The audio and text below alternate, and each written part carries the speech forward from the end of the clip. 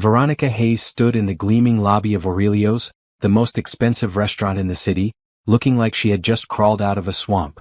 Thick brown mud caked her green dress, streaked across her face, and matted into her curly black hair.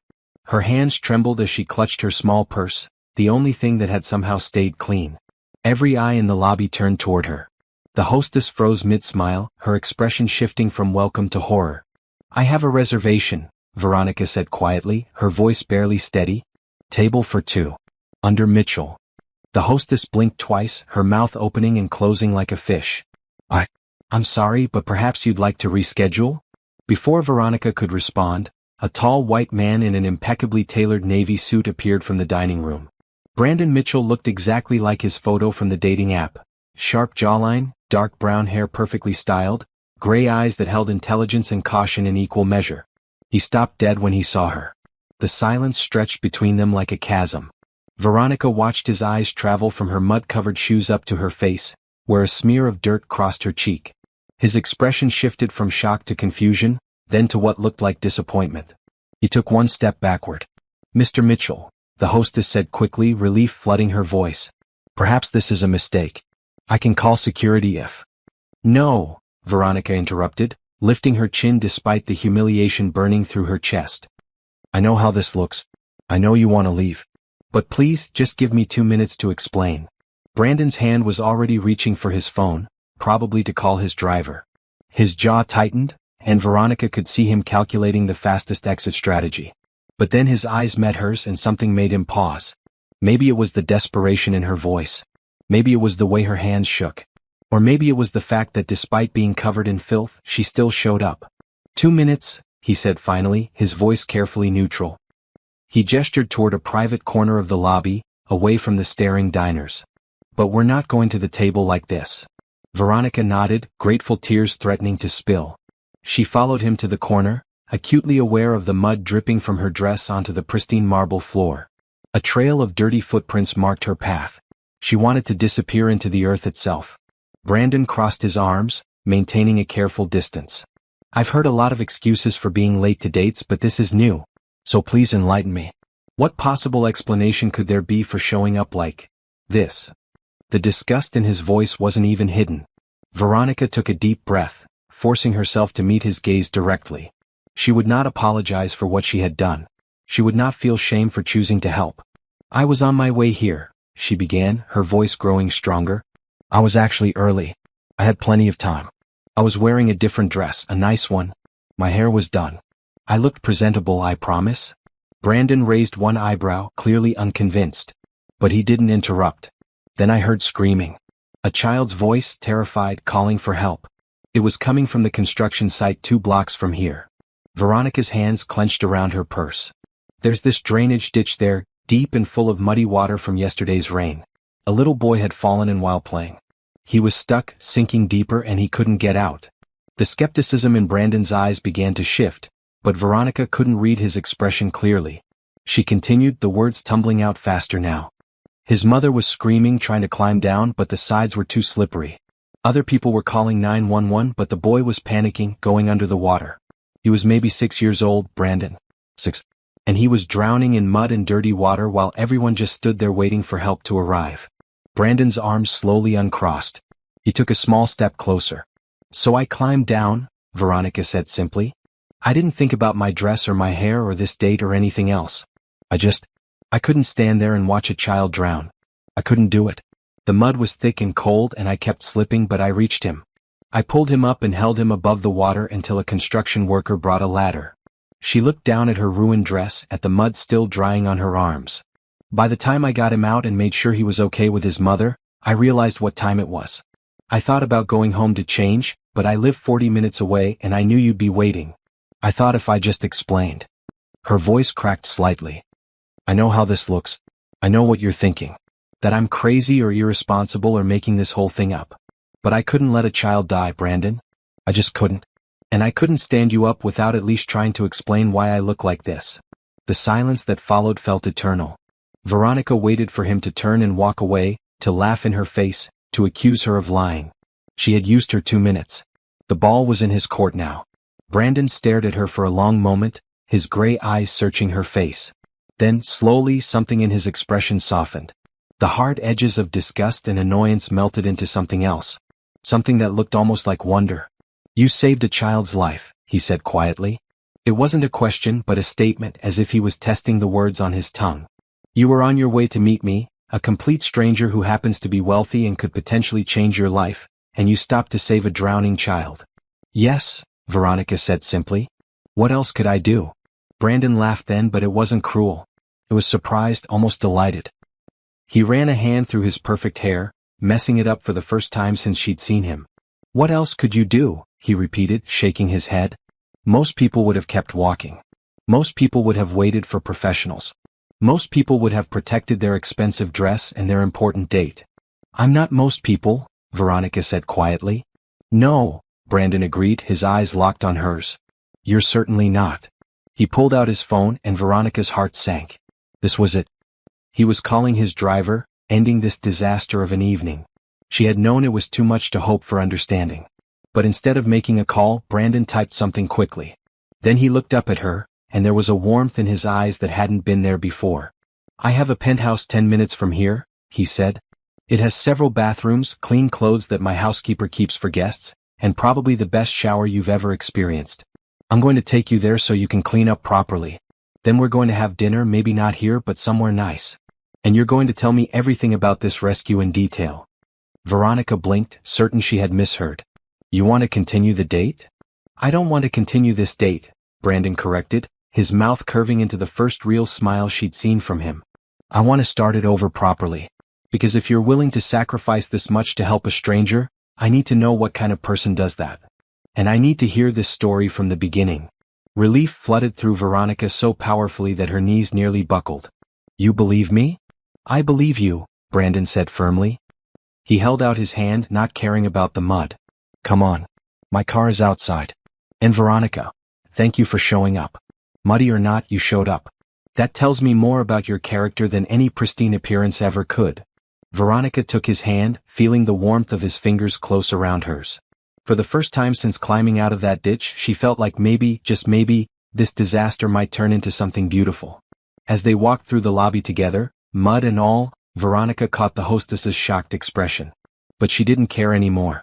Brandon Mitchell, Billionaire CEO, the man who could have any woman in the city, was holding her hand and smiling at her like she was the most interesting person he had ever met. And all it took was showing up covered in mud with a story of kindness. The doorman held open the glass door, trying not to stare. A sleek black car waited at the curb, the driver already opening the back door.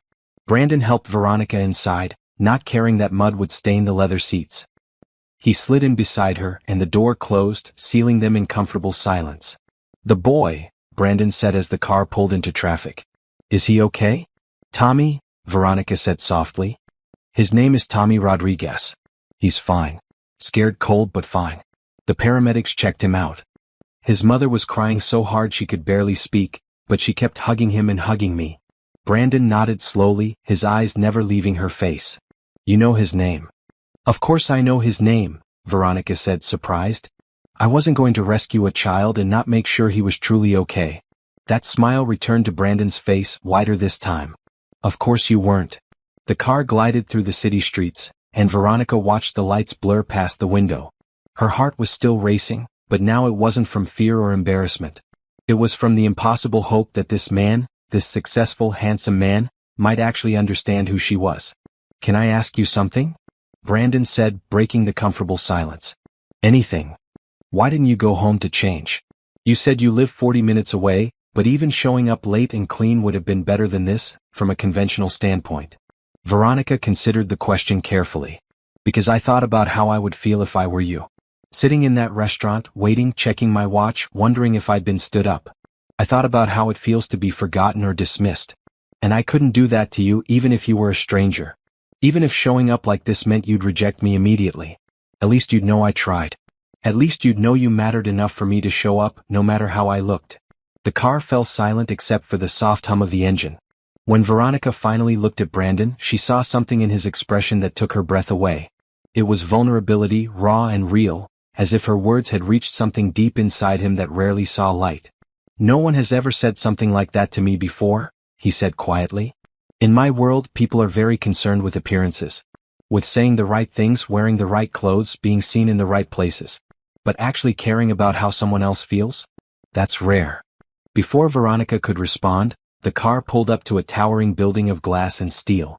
The doorman rushed to open the car door, his eyes widening at Veronica's appearance but his professional mask never slipping. "Good evening, Mr. Mitchell," he said smoothly. "Evening, Thomas," Brandon replied, helping Veronica out of the car. "We'll be heading straight up." The lobby was all marble and soft lighting, expensive art on the walls and fresh flowers on every surface. Veronica felt acutely out of place, leaving muddy footprints on the pristine floor. But Brandon kept his hand on her elbow, guiding her toward a private elevator, his presence radiating confidence that made her feel protected rather than exposed. The elevator doors closed, sealing them in a space that felt suddenly intimate. Brandon pressed the button for the top floor, and the elevator began its smooth ascent. "I should probably warn you," he said, a hint of nervousness entering his voice for the first time. "My place is, well, it's a lot. I know that sounds arrogant, but I don't want you to feel uncomfortable." Veronica looked at him, this powerful man who suddenly seemed uncertain. "Brandon, I'm currently covered in mud and standing in your private elevator. I think we're past the point of uncomfortable." He laughed, a genuine sound that transformed his entire face. "That's fair." The elevator stopped, opening directly into a penthouse that took Veronica's breath away. Floor-to-ceiling windows revealed the entire city spread out like a sea of lights. The space was open and modern, all clean lines and expensive furniture, but somehow it didn't feel cold. Personal touches were everywhere. Books stacked on tables, a guitar in the corner, photographs on shelves. "This is your home," Veronica said softly, taking it all in. "This is where I live," Brandon corrected. "I'm hoping to figure out how to make it feel like a home." There was a loneliness in those words that made Veronica's heart ache. But before she could respond, Brandon was already moving toward a hallway. "Come on," he said. "The guest bathroom is this way. There should be plenty of towels and I'll have my housekeeper's daughter bring up some clothes. She keeps a wardrobe here for emergencies. You two look about the same size." He opened a door to reveal a bathroom that was bigger than Veronica's entire bedroom. The shower alone looked like something from a spa, all glass and chrome with multiple shower heads. Fluffy white towels were stacked on warming racks, and expensive soaps and lotions lined the shelves. "Take your time," Brandon said gently. "Really take as long as you need. I'll order some food to be delivered and we can eat here if that's okay. Somewhere more comfortable than a stuffy restaurant." Veronica turned to face him, overwhelmed by his kindness. "Brandon, you don't have to do all this. I showed up to our date looking like a swamp creature. You could have just left. But you showed up," he repeated, his eyes intense. "You saved a child's life and then you showed up anyway because you didn't want me to feel forgotten. That kind of person deserves more than rejection, Veronica. That kind of person deserves kindness and patience and understanding."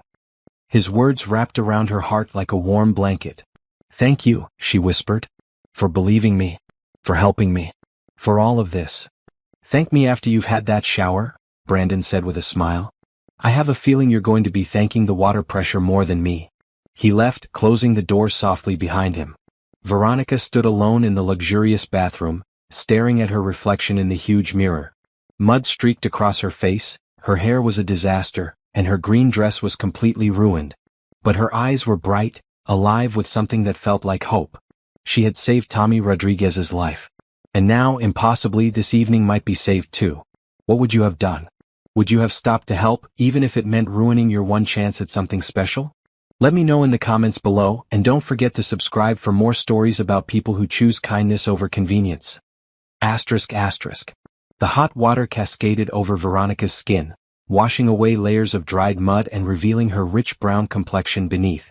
She stood under the multiple shower heads, letting the tension drain from her muscles as steam filled the enormous bathroom. The water pressure was incredible, just as Brandon had promised, but her mind wasn't on the luxury surrounding her. Instead, she was back at that construction site, hearing Tommy's terrified screams. It had been 3:30 in the afternoon when she'd left her apartment. She had given herself plenty of time, wanting to arrive at Aurelio's early, calm and collected. The blind date had been set up by her best friend Regina, who worked as an assistant at Mitchell Industries and had been pestering Veronica for months to meet her boss. "He's lonely, you're lonely, and you're both good people," Regina had insisted. "Just one date. What's the worst that could happen?" Veronica smiled sadly at the memory as she worked shampoo through her hair. Regina would never believe what had actually happened. She had been walking down Riverside Avenue, her heels clicking on the pavement, when she'd heard the screaming. At first, she'd thought it was children playing, the shrieks of delight that often filled the playground nearby. But something about the pitch made her stop, made her listen more carefully. Help. Someone help my baby. Please. The desperate cry of a mother was unmistakable. Veronica had spun around, searching for the source. Other pedestrians had stopped too, confusion on their faces. Then she'd seen them, a small crowd gathering near the construction fence, people pointing and shouting. Veronica had run toward the commotion, her heart already racing. The construction site was supposed to be secured, but a section of fence had been pushed aside, probably by kids looking for a place to explore. Beyond it, the ground had been excavated for a new building's foundation, creating deep trenches and channels. Yesterday's heavy rain had filled these with muddy water, turning them into dangerous traps. And in one of these trenches a little boy was drowning. The memory made Veronica's hands shake as she rinsed the conditioner from her hair. She could still see Tommy's face, eyes wide with terror, mouth open in screams that became gurgles as muddy water splashed over him. He had been trying to climb the slippery sides of the ditch, but every attempt just made him sink deeper into the thick mud at the bottom. His mother, Rosa Rodriguez, had been on her knees at the edge, reaching down with arms that couldn't possibly reach far enough. Her screams were raw, animal sounds of a parent watching their child die. "Someone call 911. A man in a business suit had been shouting into his phone. "The fire department is coming," another woman called out. But Veronica had done the math instantly. The ditch was at least 12 feet deep. Tommy was small, maybe 6 years old, and the mud was pulling him down. The water was dark and dirty, filled with construction debris. Every second counted, and help was minutes away. She'd kicked off her heels. "What are you doing?" someone had asked as Veronica climbed over the broken fence. "Getting him out," she'd replied simply. The ground at the edge of the ditch had been slick with rain and mud. Veronica had positioned herself carefully, looking for the safest way down. There wasn't one. The sides were nearly vertical, slick with wet clay.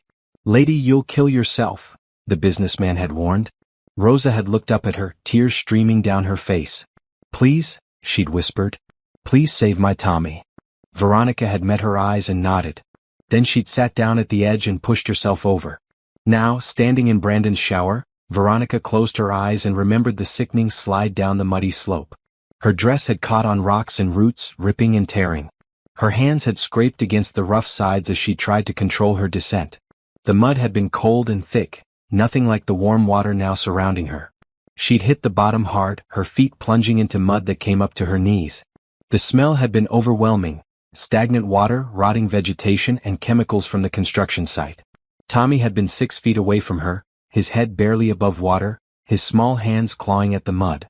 "I've got you," Veronica had called out, fighting through the thick mud toward him. "Tommy, look at me. I've got you." The boy's eyes had locked onto hers, desperate and trusting in a way that had broken her heart. He'd been wearing a bright red shirt and blue jeans, both now covered in brown sludge. As Veronica had reached him, she'd realized how cold the water was. Tommy's lips had been turning blue. "I've got you, baby," she'd repeated, wrapping her arms around his small body and lifting him up. He'd clung to her like a lifeline, his fingers digging into her shoulders. "You're safe now. I won't let go." But getting him out had been the hard part. Veronica turned off the shower and reached for one of the soft towels, wrapping it around herself. The mirror had steamed up, hiding her reflection. She wiped a clear spot and looked at herself, remembering how scared she'd been in that moment, holding Tommy in the freezing water with no clear way up. The sides of the ditch had been too steep and slippery to climb while carrying a child. Every time Veronica had tried to get a foothold, the mud had given way beneath her feet. Tommy had been shivering violently, his teeth chattering. "Cold?" he'd whimpered. "I want my mama." "We're getting back to mama right now," Veronica had promised, though she'd had no idea how. Then she'd heard the shout from above. "Hey, grab this." A construction worker had appeared at the edge, a sturdy man in an orange vest and hard hat. He'd been carrying a ladder. With help from the businessman and another bystander, he'd lowered it into the ditch. "Can you climb with the kid?" he'd called down. Veronica had looked at the ladder, at Tommy, at the steep sides. "I can try." It had been the hardest physical thing she'd ever done. With Tommy wrapped around her front, clinging to her neck, Veronica had started up the ladder. Her arms had shaken with effort. Her feet had slipped on the muddy rungs. Tommy's weight had thrown off her balance, making every step precarious. "You can do it," the construction worker had encouraged from above. "One step at a time." Halfway up, Veronica's foot had slipped completely off a rung. For one terrifying second she'd thought they would both fall back into the water. Tommy had screamed. But somehow she'd held on, her fingers white-knuckled on the ladder, her muscles burning. "I've got you, Tommy," she'd gasped. "I won't let you fall." She'd made it to the top through sheer determination and the help of the construction worker, who'd reached down to grab Tommy and pull him up the last few feet. Then he'd helped Veronica over the edge. The moment they'd reached solid ground, Rosa had rushed forward and swept Tommy into her arms, sobbing. The boy had clung to his mother, crying hard, but he'd been alive. Safe. Breathing. Veronica had collapsed onto the ground, her whole body shaking with exhaustion and adrenaline. Other people had gathered around, wrapping emergency blankets around both Tommy and her. Someone had given her water. The paramedics had arrived minutes later, checking both of them thoroughly. "You saved his life," one paramedic had told Veronica as he'd examined the scrapes on her hands. "Another few minutes and hypothermia would have set in. He might not have made it." Those words had made everything worth it. The ruined dress, the scratches, the mud, all of it had been worth seeing Tommy breathing and crying in his mother's arms. Rosa had approached her before the ambulance left, tears still streaming down her face. "Thank you," she'd whispered, her voice thick with emotion. "Thank you for my son. I don't know who you are, but you are an angel. You saved my Tommy's life." Veronica had hugged her tightly, careful of Tommy still wrapped in Rosa's arms. "I'm just glad I was here. Keep him safe. Always," Rosa had promised. Then she'd looked at Veronica's ruined appearance and frowned with concern. "But look at you. You're hurt. You need to be checked." "I'm fine," Veronica had assured her. "Really? Take care of Tommy. That's what matters." After the ambulance had left with Tommy and Rosa inside, Veronica had finally checked the time on her phone. 5:15. She'd had 45 minutes to get to Aurelio's for her 6 o'clock date with Brandon Mitchell. The choice had been obvious but painful. Go home, shower, change, and arrive an hour late with no explanation that wouldn't sound like an excuse. Or go directly to the restaurant, looking like she'd lost a fight with a swamp, and hope for understanding. She'd chosen honesty over appearance. She'd chosen showing up over perfection. And somehow, miraculously, Brandon had understood. Now Veronica dried herself with the luxurious towels and examined the clothes that had been left outside the bathroom door while she'd been showering. A simple but elegant blue dress, soft and comfortable. Clean undergarments, still with tags on them. Even a pair of shoes that looked like they might actually fit. She dressed quickly, grateful for the kindness of a stranger's housekeeper. The blue dress hugged her curves perfectly, falling just above her knees. It felt wonderful to be clean, to feel human again. She found a comb and worked through her natural curls, letting them frame her face in soft waves. When she finally emerged from the bathroom, she found Brandon in the kitchen area of the open-plan living space. He'd changed out of his suit into dark jeans and a green sweater that made him look younger, more approachable. He was setting out plates and glasses, preparing for the meal he'd ordered. He looked up when he heard her and his eyes widened. "Wow," he said simply. Veronica felt heat rise to her cheeks. "The dress is beautiful. Thank your housekeeper for me." "I will, but the beauty is all you," Brandon said, then looked embarrassed by his own words. "Sorry, that was cheesy." "It was sweet," Veronica corrected, smiling. Brandon gestured to the dining area, where he'd set up candles and laid out what looked like an impressive spread of food. "I ordered from 3 different restaurants because I didn't know what you'd like. Italian, Thai, and good old American comfort food. Take your pick or try everything." The thoughtfulness of the gesture touched Veronica deeply. "You didn't have to do all this." "I wanted to," Brandon said firmly. "Veronica, what you did today. I need to hear the whole story. Not the summarized version you told me in the restaurant lobby, but everything. What made you climb into that ditch? How did you get Tommy out? All of it." So she told him. As they sat down to eat, Veronica walked him through every moment of the rescue.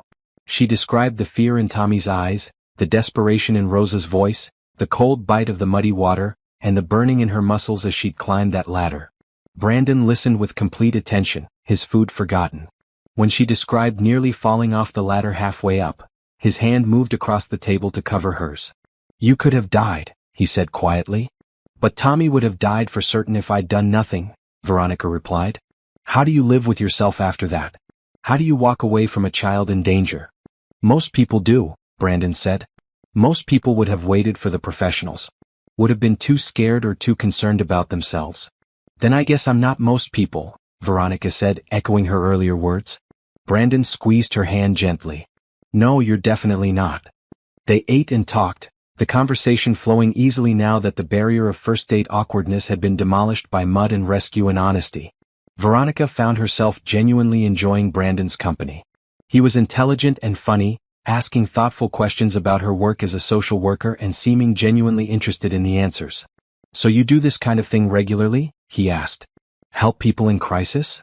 It's my job, Veronica said simply. I work with families who are struggling. Sometimes that's helping them navigate the welfare system, sometimes it's connecting them with resources, sometimes it's just being there to listen. I don't usually jump into muddy ditches though. That was a first. Brandon laughed. I would hope so.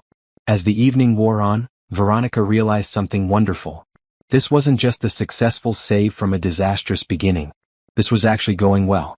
Brandon was kind, attentive, and surprisingly easy to talk to. The wealth and power that surrounded him seemed to fade into the background, revealing a person who was lonely and searching for connection, just like she was. Can I ask you something personal? Veronica said as they moved to the comfortable couches near the windows, the city lights twinkling below them. After everything tonight, I think we're past the point of holding back, Brandon said with a smile. Regina told me you're lonely. That despite everything you have, you're looking for something real. Is that true? Brandon was quiet for a moment, his gray eyes studying the view. Yes, he finally said. I have more money than I could spend in 10 lifetimes. I have a successful company, respect in my industry, everything society says should make me happy. But at the end of the day, I come home to this empty apartment and wonder what it's all for. Everyone who comes into my life wants something from me. My money, my connections, my influence. No one just wants me. The vulnerability in his voice made Veronica's heart ache. I don't want anything from you, Brandon. Just so we're clear. I'm here because Regina thought we might connect, and because I believe in giving people a chance. But I don't need your money or your influence. I have my own life, my own purpose. I know, Brandon said, turning to look at her. That's what makes you different. That's what made you show up covered in mud rather than stand me up. You see people as people, not as opportunities. That's rare in my world, Veronica. That's incredibly rare. They sat in comfortable silence for a while, watching the city below. Then Brandon spoke again, his voice thoughtful. Tell me about your work. Tell me about the families you help. I want to understand what drives you. So Veronica told him about her job, about the single mothers struggling to feed their children, the families one paycheck away from homelessness, the kids who fell through the cracks of an overburdened system. She told him about the victories and the heartbreaks, the policies that helped and the ones that hurt, the daily battle to make a difference in a world that often felt too broken to fix.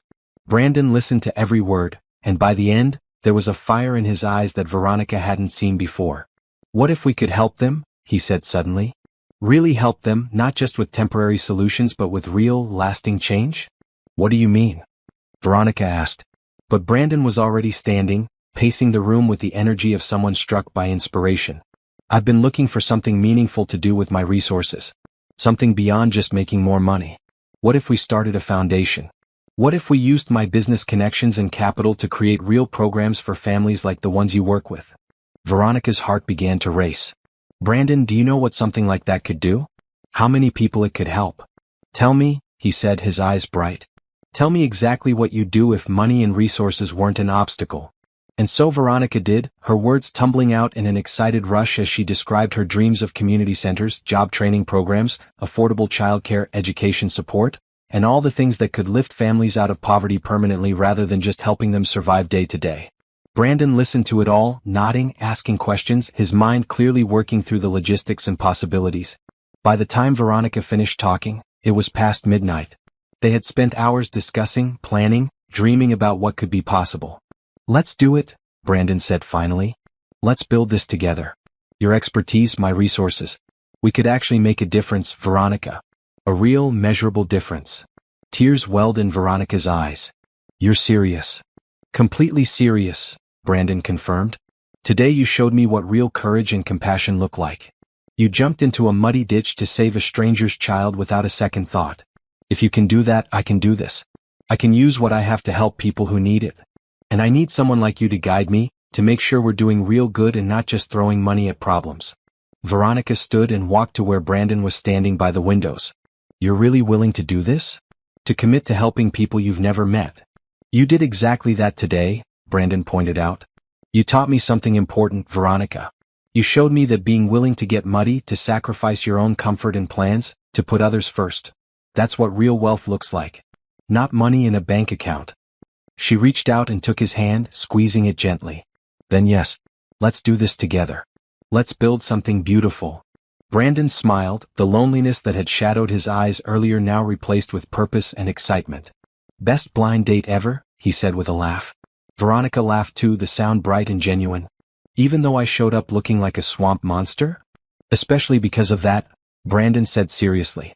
Because it showed me exactly who you are. And who you are, Veronica Hayes, is someone extraordinary. The city lights sparkled below them like a sea of stars as Veronica and Brandon stood by the floor-to-ceiling windows, their hands still clasped together. The moment felt suspended in time, full of possibility and promise. Veronica's heart beat steadily in her chest, a rhythm that seemed to match the quiet excitement building between them. I should probably get home, Veronica said softly, though she made no move to leave. It's late and you must be tired. I'm not tired at all, Brandon admitted. Actually, I feel more awake than I have in months. But if you need to go, I understand. Let me call my driver to take you home. Veronica hesitated. The practical part of her knew she should leave, should end this magical evening before reality crashed back in. But another part of her, the part that had learned to recognize rare and precious moments when they appeared, wanted to stay just a little longer. Actually, she said slowly, I'd love to stay and talk more about the foundation. That's okay. We could sketch out some ideas, think about next steps. The smile that lit up Brandon's face was answer enough. I was hoping you'd say that. Come on, I have a whole office set up here. We can brainstorm properly. He led her to a room off the main living area that served as his home office. Unlike the sleek modernity of the rest of the penthouse, this space felt personal. Books lined the walls, a comfortable leather chair sat behind a large desk, and photographs of various business ventures and charitable events decorated the shelves. Brandon pulled up a second chair to the desk and opened his laptop. Okay, let's start with the basics. What's the first thing families like the Rodriguez family need most? Veronica settled into the chair, her mind already organizing the endless needs she encountered daily in her work. Stability, she said without hesitation. Most of the families I work with are living in survival mode, one crisis away from disaster. They need stable housing, reliable income, and access to resources that can help them build a foundation for their lives. Brandon typed notes as she spoke. What about education? Job training? Those are crucial, Veronica agreed, but they only work if the basic needs are met first. A mother can't focus on job training if she doesn't know where her kids will sleep tonight or how they'll eat tomorrow. We need to think about this holistically. Housing assistance, food security, healthcare access, childcare support, and then education and job opportunities. That's a lot of moving parts, Brandon said thoughtfully. But not impossible. What if we started with a pilot program? One community, maybe where the Rodriguez family lives. We could develop a model that works and then expand from there. Veronica felt excitement building in her chest. That's smart. Test and refine before scaling up. The neighborhood where Tommy lives is actually perfect. It's struggling, but there's a strong community spirit there. People help each other. They just need resources. They talked for hours, Brandon asking questions and Veronica providing insights from her years of frontline experience. He was impressed by how thoroughly she understood not just the problems, but the complex systems that created and perpetuated them. She was equally impressed by how quickly he grasped the issues and started thinking strategically about solutions. What about a community center? Brandon suggested around 2 a.m. A physical space where families could access multiple services in one place. Job counseling, legal aid, healthcare referrals, childcare, education programs. We could make it welcoming and safe, a real hub for the community. Veronica's eyes lit up. Yes, that's exactly what's needed. Most families have to navigate a dozen different agencies in different locations just to access basic services. Having everything in one place would remove so many barriers. Brandon made more notes, his fingers flying across the keyboard. We could buy a building in the neighborhood, renovate it, make it beautiful and functional. Hire local people to work there, pump money back into the community economy. And we'd need to hire social workers, counselors, teachers, Veronica added. People who understand the community and can build real relationships with the families. Not just bureaucrats processing paperwork. People like you, Brandon said, looking up from his laptop. Veronica met his eyes. I have a job, Brandon. I can't just leave my current families. What if you didn't have to choose? Brandon asked. What if this foundation employed you to do exactly what you're already doing, but with better resources and less red tape? You could still work with your current families and help us build this program to reach even more people. The offer was tempting, almost overwhelmingly so. Brandon, you barely know me. You can't just offer me a job based on one evening together. Can't I? Brandon challenged gently. Veronica, in the past 6 hours, you've shown me more integrity, compassion, and expertise than most people I've known for years. You saved a child's life this afternoon. You showed up to our date anyway, covered in mud, because you didn't want to make me feel forgotten. You've spent the entire evening teaching me about problems I should have been paying attention to all along. If I can't trust you, who can I trust? Veronica felt tears prick her eyes. You don't know how much I needed to hear that. Tell me, Brandon said softly, closing his laptop and giving her his full attention. Tell me what you needed to hear. So Veronica opened up about her struggles. About working 60-hour weeks for low pay, about the constant battle against a system that seemed designed to exhaust people who cared. About watching families she'd helped slip back into crisis because there weren't enough resources or time to provide sustained support. About the guilt she carried every day, knowing that for every family she helped, 10 more needed her. I'm tired, Brandon, she admitted. I'm so tired of fighting alone. Of trying to patch holes in a sinking ship with bandages.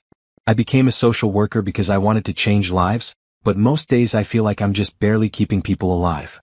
Brandon reached across the desk and took her hand. You're not going to be alone anymore. I promise you that. We're going to build something together that actually works. That actually helps people not just survive but thrive. Why? Veronica asked, searching his face. Why do you care so much? You said you've been looking for meaning, but there are thousands of causes you could support. Why this? Why now? Brandon was quiet for a long moment, his thumb absently stroking the back of her hand. Can I tell you something I've never told anyone? Of course. I grew up poor, Brandon said quietly. Not as poor as many of the families you work with, but poor enough. My dad was a mechanic, my mom cleaned houses. We lived in a small apartment, and there were times when money was so tight that my parents skipped meals so I could eat. I watched them work themselves to exhaustion just to keep us afloat. Veronica squeezed his hand, encouraging him to continue. When I was 15, my dad got sick. Cancer. The medical bills destroyed us financially. We lost our apartment, had to move in with my aunt. My mom worked 3 jobs while also taking care of my dad. I watched them struggle, watched the system fail them over and over again. No one helped us. No one even noticed. What happened to your dad? Veronica asked gently. He died 2 years later, Brandon said, his voice thick with old grief. And after he was gone, my mom broke down. Not just emotionally but physically. All that work, all that stress, it caught up with her. She ended up in the hospital too. Brandon, I'm so sorry. That's when I decided I was going to be wealthy, Brandon continued. Not because I wanted luxury or status, but because I never wanted to be that helpless again. I never wanted to watch people I love suffer because they couldn't afford help. So I worked. I studied. I built businesses. I made money hand over fist. He looked out the window at the expensive view, his expression distant. And somewhere along the way I forgot why I started. I got caught up in the game of it all, in proving I could succeed. I surrounded myself with other wealthy people, dated women who saw me as a bank account, focused on making more money even though I already had more than I could ever need. I became the exact kind of person who would have walked past my struggling parents without a second glance. But you didn't walk past Tommy, Veronica pointed out. You didn't walk past me. Brandon turned back to her, his gray eyes intense. Because you reminded me. When you showed up covered in mud, when you told me about jumping into that ditch to save a child you'd never met, you reminded me of who I used to be. Of who I wanted to be. You reminded me that having wealth means having the power to help, and that if I'm not using that power, then what's the point of any of it? Veronica felt her heart expand in her chest. Your parents would be proud of you. They would be proud of this, Brandon corrected, gesturing at the notes on his laptop. Of what we're going to build together. Not of the money or the business success. Those were just tools.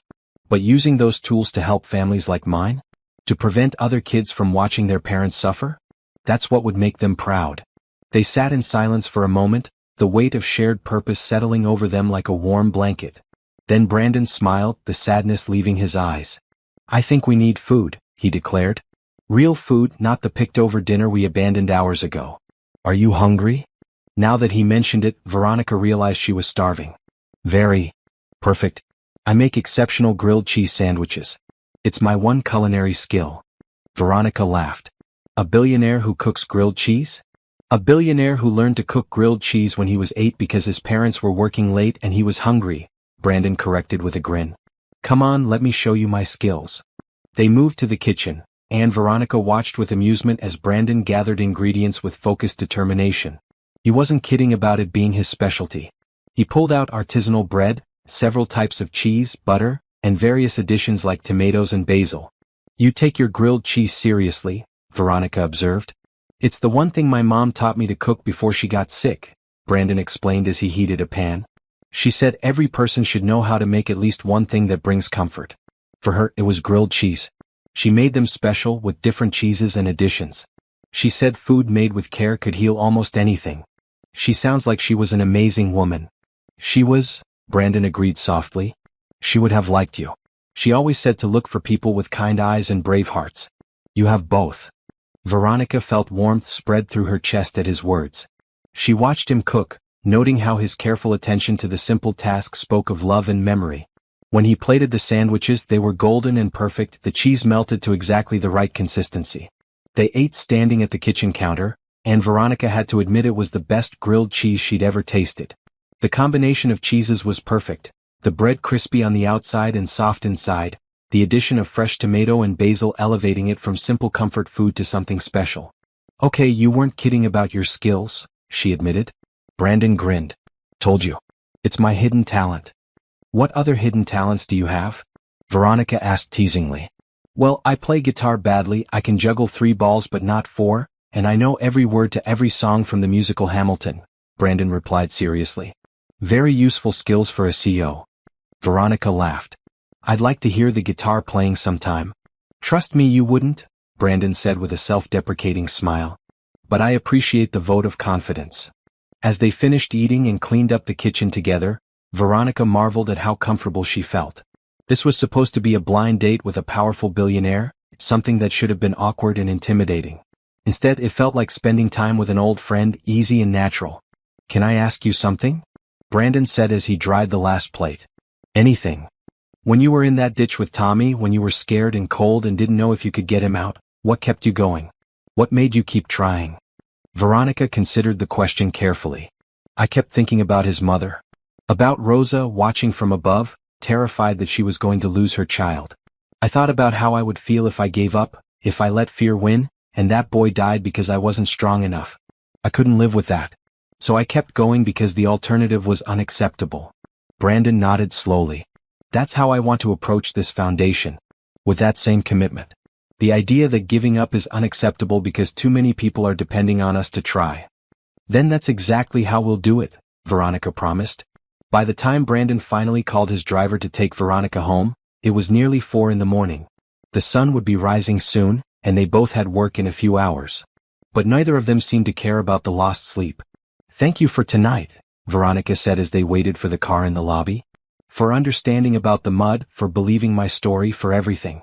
This was the most unexpected and wonderful evening I've ever had." "Thank you for showing up," Brandon replied. "In every sense of the word. You showed up covered in mud because you cared more about my feelings than your appearance. You showed up with ideas and passion when I proposed the foundation. You showed up as yourself, honest and real. That's the best gift anyone has given me in years." The car pulled up outside and the driver stepped out to open the door. Brandon walked Veronica outside, not caring that he was in jeans and a sweater rather than his usual suit. "Can I see you again?" he asked, suddenly looking uncertain. "Soon? Maybe tomorrow, I mean today, after we both get some sleep?" Veronica smiled. "I'd like that. We have a foundation to plan after all. And maybe another date," Brandon added. "One where neither of us is covered in mud or falling asleep from exhaustion." "That sounds perfect." Brandon took her hand and raised it to his lips, kissing it gently. The gesture was old-fashioned but somehow exactly right. "Good night, Veronica." Or good morning, technically. "Good night, Brandon." She slid into the car, and as it pulled away from the curb, she looked back to see Brandon standing on the sidewalk, watching her go with a smile on his face. The billionaire CEO looked happy, truly happy, in a way that made Veronica's heart sing. As the car carried her through the early morning streets toward her modest apartment, Veronica reflected on the impossible evening. She had started the day planning a blind date. She'd saved a child's life. She'd arrived at an expensive restaurant covered in mud. And she'd ended the night planning a charitable foundation with a man who seemed to understand her in a way no one ever had. Life was strange and beautiful and full of unexpected moments. Tommy Rodriguez was safe with his mother. Brandon Mitchell had found purpose. And Veronica Hayes had found hope. It was enough to make her believe in destiny. Veronica managed 3 hours of sleep before her alarm jolted her awake. She groaned, reaching out to silence the persistent beeping, her body protesting the short rest.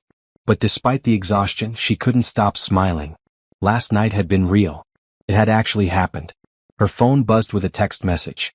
Brandon. Good morning. Hope you got some sleep. Coffee at 10? There's a quiet place near your office where we can talk more about the foundation. I'll send a car.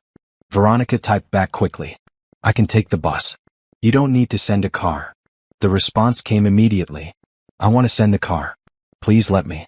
It's not about showing off. I just want to make things easier for you. She smiled at the message, appreciating his thoughtfulness. Okay. Thank you. See you at 10. The morning passed in a blur.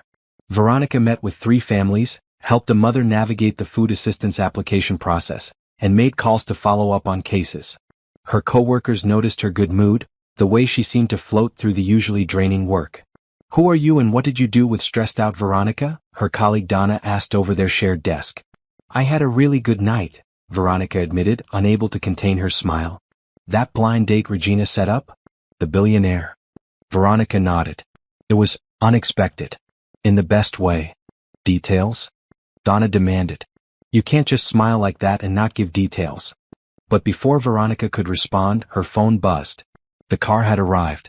She grabbed her purse and jacket, leaving Donna calling after her for more information. The coffee shop Brandon had chosen was small and local, tucked away from the busy streets. Nothing fancy or pretentious, just a comfortable neighborhood spot with good coffee and quiet corners. Veronica found him already there, sitting at a corner table with 2 cups of coffee in front of him.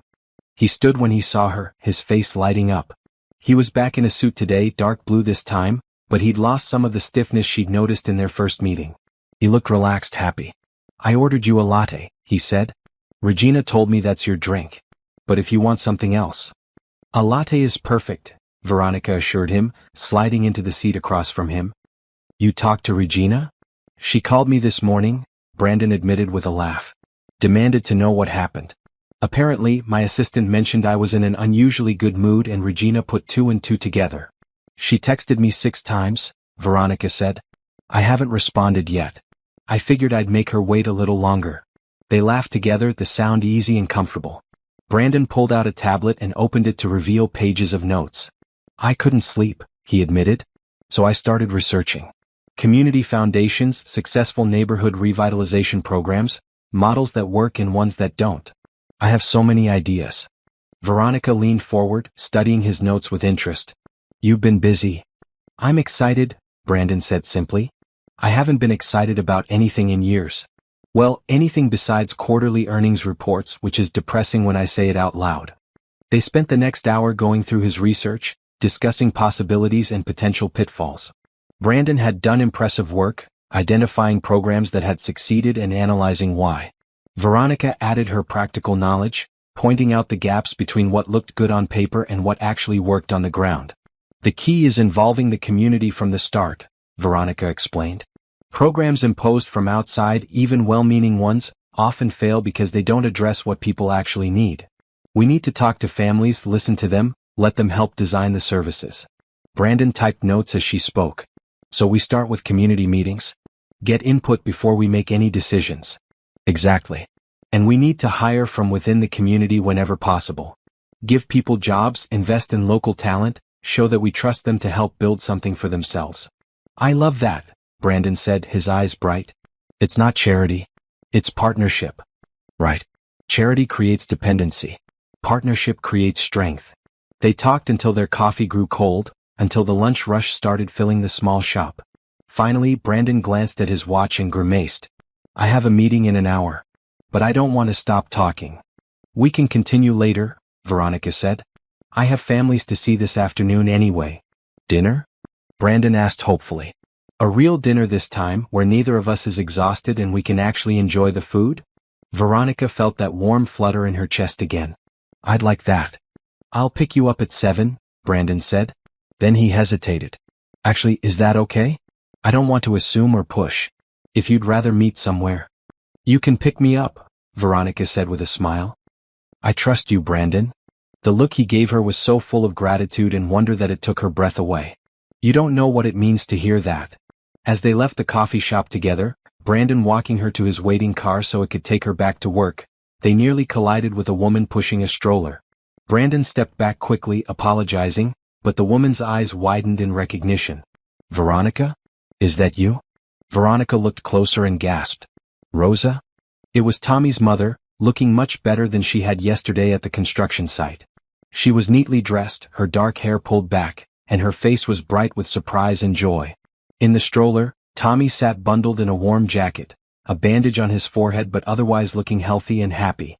I can't believe I'm seeing you, Rosa said, her voice thick with emotion. I've been trying to find you. The police took your information, but I wanted to thank you properly. You saved my baby's life. Veronica knelt down beside the stroller, smiling at Tommy. Hey there, little man. How are you feeling? Good, Tommy said shyly. Mama says you're a hero. Your mama is very smart, Veronica said, ruffling his hair gently. But you're the brave one. You held on until help came. Rosa was crying now, happy tears streaming down her face. I don't know how to thank you. You risked your life for my son. I can never repay that. You don't need to repay anything, Veronica said firmly, standing and taking Rosa's hands. I'm just grateful I was there. That Tommy is okay. That's all the thanks I need. Brandon had been standing quietly to the side, but now he stepped forward. Mrs. Rodriguez? My name is Brandon Mitchell. I'm a friend of Veronica's. Rosa looked at him, clearly uncertain. Brandon pulled out a business card and handed it to her. I'm starting a foundation to help families in this neighborhood. We're going to build a community center, provide services, create opportunities. Veronica is going to help me run it. Rosa looked at the card, then at Brandon, then at Veronica. You're doing this because of Tommy?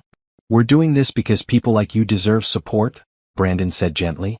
Because families shouldn't have to struggle alone. Because your neighborhood has potential that just needs resources to flourish. But I want you to know, Veronica added, that you and Tommy can be part of it if you want. We're going to need input from families who live here, who understand what the community needs. Your voice matters. Rosa pressed the business card to her chest, fresh tears falling. My whole life, people have told me what I need. No one has ever asked me what I want. No one has ever said my voice matters. Well, it does, Brandon said firmly. It absolutely does. They talked for a few more minutes, exchanging contact information and promising to stay in touch. When Rosa finally continued on her way, pushing Tommy's stroller down the sidewalk, she kept turning back to wave, her face glowing with hope. That was beautiful, Brandon said softly, watching them go. That's what we're building, Veronica replied. That hope. That sense of being seen and valued. Brandon took her hand right there on the public sidewalk and squeezed it gently. We're going to change lives, Veronica. Starting with hers. That evening, Brandon picked Veronica up at her apartment building in a regular car, not a limousine. He dressed down slightly, wearing dark pants and a green button-down shirt instead of a full suit. He looked handsome and approachable, and Veronica's heart skipped when she opened the door to find him standing there with a small bouquet of flowers. These are for you, he said, offering the bouquet. Nothing too fancy. I remember you said you prefer simple things. The flowers were perfect, bright sunflowers and purple irises, cheerful and uncomplicated. They're beautiful. Let me put them in water. Brandon waited in her small living room while she arranged the flowers in a vase. She could see him looking around, taking in her modest apartment with its second-hand furniture and walls covered in photos and children's drawings from families she'd helped. I like your place, he called out. It feels like a home. It's small, Veronica said, returning with the vase and setting it on her coffee table. But it's mine. Size doesn't matter, Brandon said. You've made it warm. Personal. My penthouse is 10 times bigger and feels empty in comparison. They drove to a restaurant Brandon knew, a family-owned Italian place in a neighborhood similar to where Rosa lived. It wasn't fancy or expensive, but the food was incredible and the atmosphere was warm. The owner greeted Brandon by name, clearly surprised and delighted to see him. "Mr. Mitchell, what a pleasure," the older man said, his Italian accent thick and genuine. "And you brought a beautiful lady. Come, I have the perfect table for you." They were seated in a quiet corner, and soon the table was filled with dishes the owner insisted they must try. Homemade pasta, fresh bread, perfectly seasoned vegetables, and wine that tasted like summer sunshine. "You come here often?" Veronica asked. "My father used to bring me here when I was a kid," Brandon explained. "When we had a little money for treats. Mr. Rossi, the owner, always remembered us. Even when we couldn't afford to eat here anymore, he'd save leftovers for us, call it helping test recipes. He kept our pride intact while making sure we ate."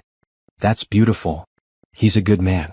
Built this place from nothing, raised his family here, never forgot where he came from." Brandon smiled. "When I made my first million, this was the first place I came to celebrate. I tried to pay Mr. Rossi back for all those recipe tests, but he wouldn't take the money. Said helping us was an investment that had clearly paid off." Veronica reached across the table and took Brandon's hand. "You have good people in your life." "I'm learning to recognize them better," Brandon said, looking at her meaningfully. "For a long time, I surrounded myself with people who only cared about what I could do for them. Now I'm trying to find people who care about who I am." "Who are you, Brandon?" Veronica asked softly. "Really?" Brandon was quiet for a moment, considering the question. "I'm someone who lost his way and is trying to find it again. I'm someone who has a lot but doesn't always know what to do with it.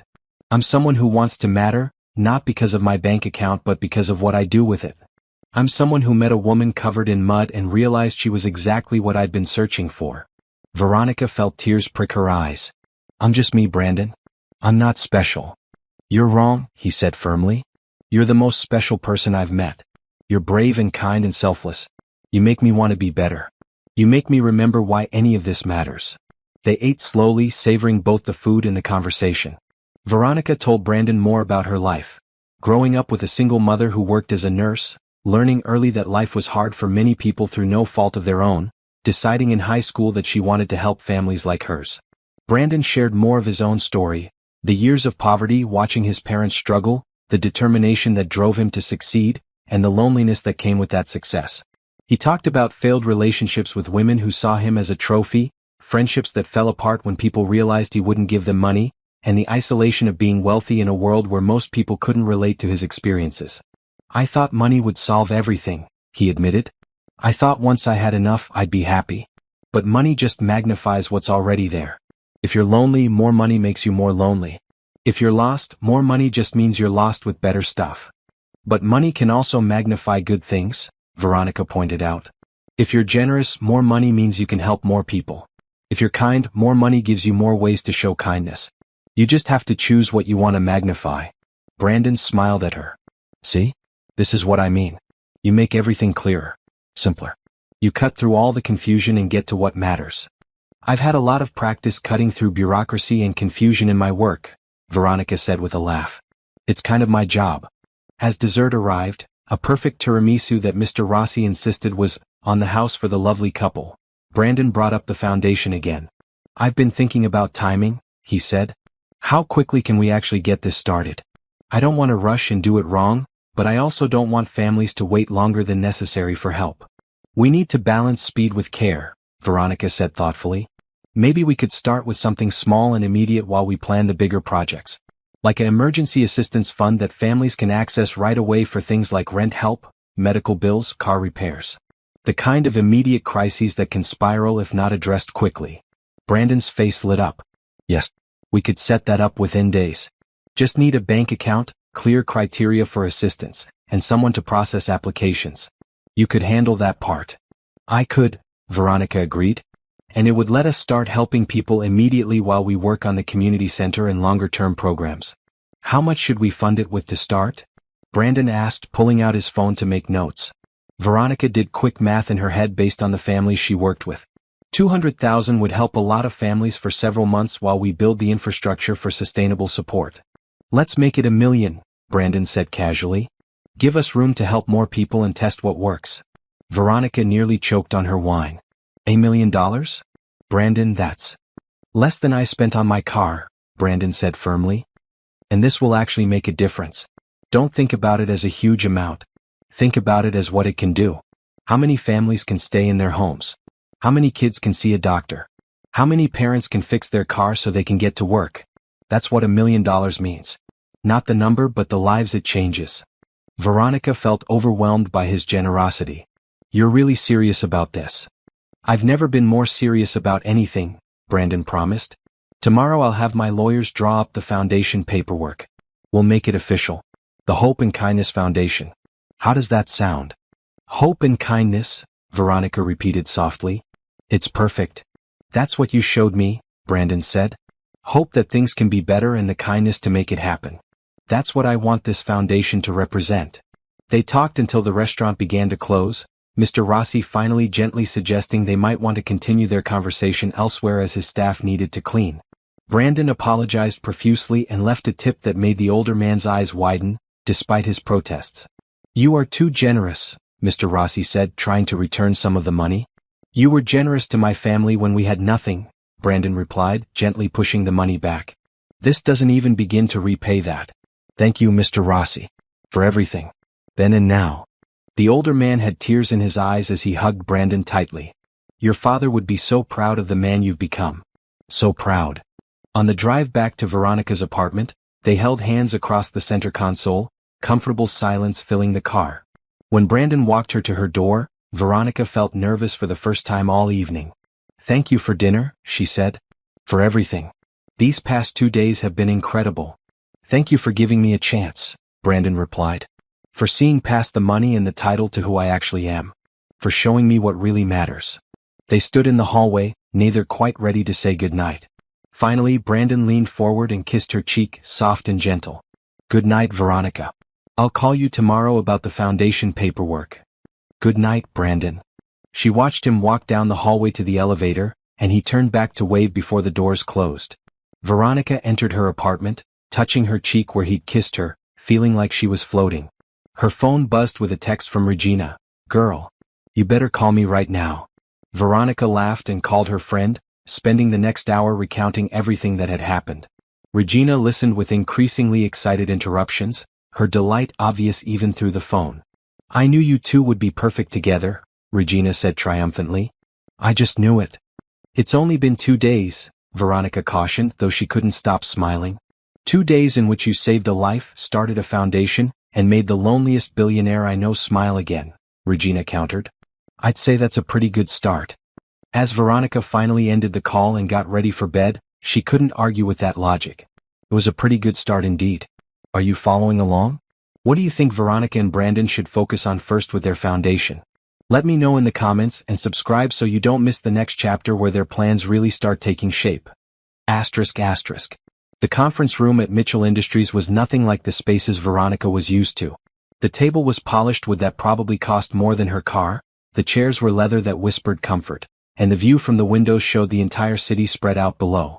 She felt out of place in her simple red dress and modest jewelry, but Brandon's warm smile when she entered made those worries fade.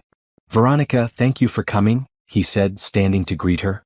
I want you to meet some people who are going to help us make this happen. 4 other people were in the room, 2 lawyers, a financial advisor, and a woman Brandon introduced as Sarah Chin, who ran his company's charitable giving program. Sarah has experience setting up foundations and navigating nonprofit regulations, Brandon explained. She's going to help us structure this properly so we can start helping families as quickly as possible. They spent the morning going through the legal and financial framework needed to establish the Hope and Kindness Foundation. Veronica listened carefully, asking questions when the legal language became too complex. She was impressed by how thorough Brandon's team was, how they anticipated problems before they arose and built solutions into the structure. The Emergency Assistance Fund can be operational within a week, Sarah explained, pointing to documents on her tablet. We'll need clear criteria for who qualifies and what kind of assistance we can provide. Veronica, you'll be the program director, which means you'll have final say on approvals. Me? Veronica said, surprised. Shouldn't there be a committee or review process? You're the expert, Brandon said firmly. You know what families need better than any committee. I trust your judgment completely. The lawyers outlined the legal protections needed, the tax implications and the reporting requirements. The financial advisor discussed investment strategies to ensure the foundation's endowment would grow over time, providing sustainable funding for years to come. Mr. Mitchell wants to seed the foundation with $10 million initially, the financial advisor said casually. Veronica's head snapped up. 10 million? Brandon, yesterday you said 1 million for the emergency fund. That's still the plan for the emergency fund, Brandon confirmed. But I've been thinking bigger. We need capital for the community center, staff salaries, program development, and a reserve fund for sustainability. 10 million gives us room to grow without constantly fundraising in the early years. That's an enormous amount of money, Veronica said, feeling overwhelmed. It's an investment in a community, Brandon corrected. In families. In the future. It's exactly what I should be doing with my resources. Sarah pulled up architectural drawings on the large screen at the end of the room. I took the liberty of identifying 3 potential properties for the community center. All are in or near the neighborhood where Mrs. Rodriguez lives. Each has good bones, potential for renovation, and enough space for the programs you discussed. Veronica leaned forward, studying the buildings. One was an old library, another a former school, and the third had been a community recreation center that closed due to funding cuts. They all had character, history, and presence in the neighborhood. The recreation center makes the most sense, she said thoughtfully. People in the community already know it, have memories there. Reopening it would feel like reclaiming something that was lost rather than imposing something new. I agree, Brandon said. Plus it already has the infrastructure for the kinds of programs we want to offer. Basketball courts, classroom space, a kitchen for cooking classes and food distribution. The building needs significant renovation, Sarah warned. New roof, updated electrical, accessibility improvements. We're talking a couple $1 million in renovation costs. Do it, Brandon said without hesitation. Do it right. Make it beautiful and functional. I want families to walk in and feel welcomed, valued. Not like they're getting charity but like they're coming to a place that was built with care and respect. The lawyers made notes, Sarah added tasks to her project list, and Veronica felt excitement building in her chest. This was really happening. They were really going to build something meaningful. One more thing, Brandon said, pulling up a different document. Staffing. Veronica, I want you to be the executive director of the foundation. Brandon, I have a job, Veronica protested. I can't just leave my current families. What if I told you that the foundation would hire additional social workers to take over your current caseload, ensuring your families continue to receive the same quality care? Brandon said. What if I told you that as executive director, you'd be paid twice what you make now with better benefits and the resources to actually help families instead of just managing their crisis? Veronica's breath caught. You've thought of everything. I've thought about what would make you say yes, Brandon admitted. Because I need you in this role, Veronica. Not just for your expertise, though that's invaluable, but because you understand these families on a level I never could. You've lived their struggles. You know what they need, not theoretically but practically. You care about them as people, not statistics. That's what this foundation needs at its core. The financial advisor slid a document across the table. This is the proposed compensation package, Ms. Hayes. Please review it and let us know if you have questions. Veronica picked up the document, her hands trembling slightly. The salary was more than double her current pay. The health insurance was comprehensive. There was retirement matching, paid time off, continuing education funds, and even a stipend for professional development. This is too much, she whispered. It's market rate for an executive director of a foundation this size, Sarah said matter-of-factly. Actually, it's slightly below market rate, but Brandon wanted to ensure most of our funding goes directly to programs rather than administration. You deserve this, Brandon said softly, his gray eyes holding hers. You deserve to be compensated fairly for the work you do. You deserve to not worry about paying your own bills while you help other people pay theirs. You deserve resources and support and recognition. Please say yes. Veronica looked around the table at the faces watching her expectantly. These successful, professional people were waiting for her answer, ready to help her build something extraordinary. All she had to do was say yes. Okay, she said, her voice growing stronger. Yes, I'll be the executive director. Let's do this. The room erupted in smiles and congratulations. Sarah immediately began outlining next steps. The lawyers discussed contract details, and the financial advisor talked about setting up accounts. But all Veronica could focus on was Brandon's face, the joy and pride shining in his expression. When the meeting finally ended and the others filed out, chatting about timelines and logistics, Brandon stayed behind with Veronica.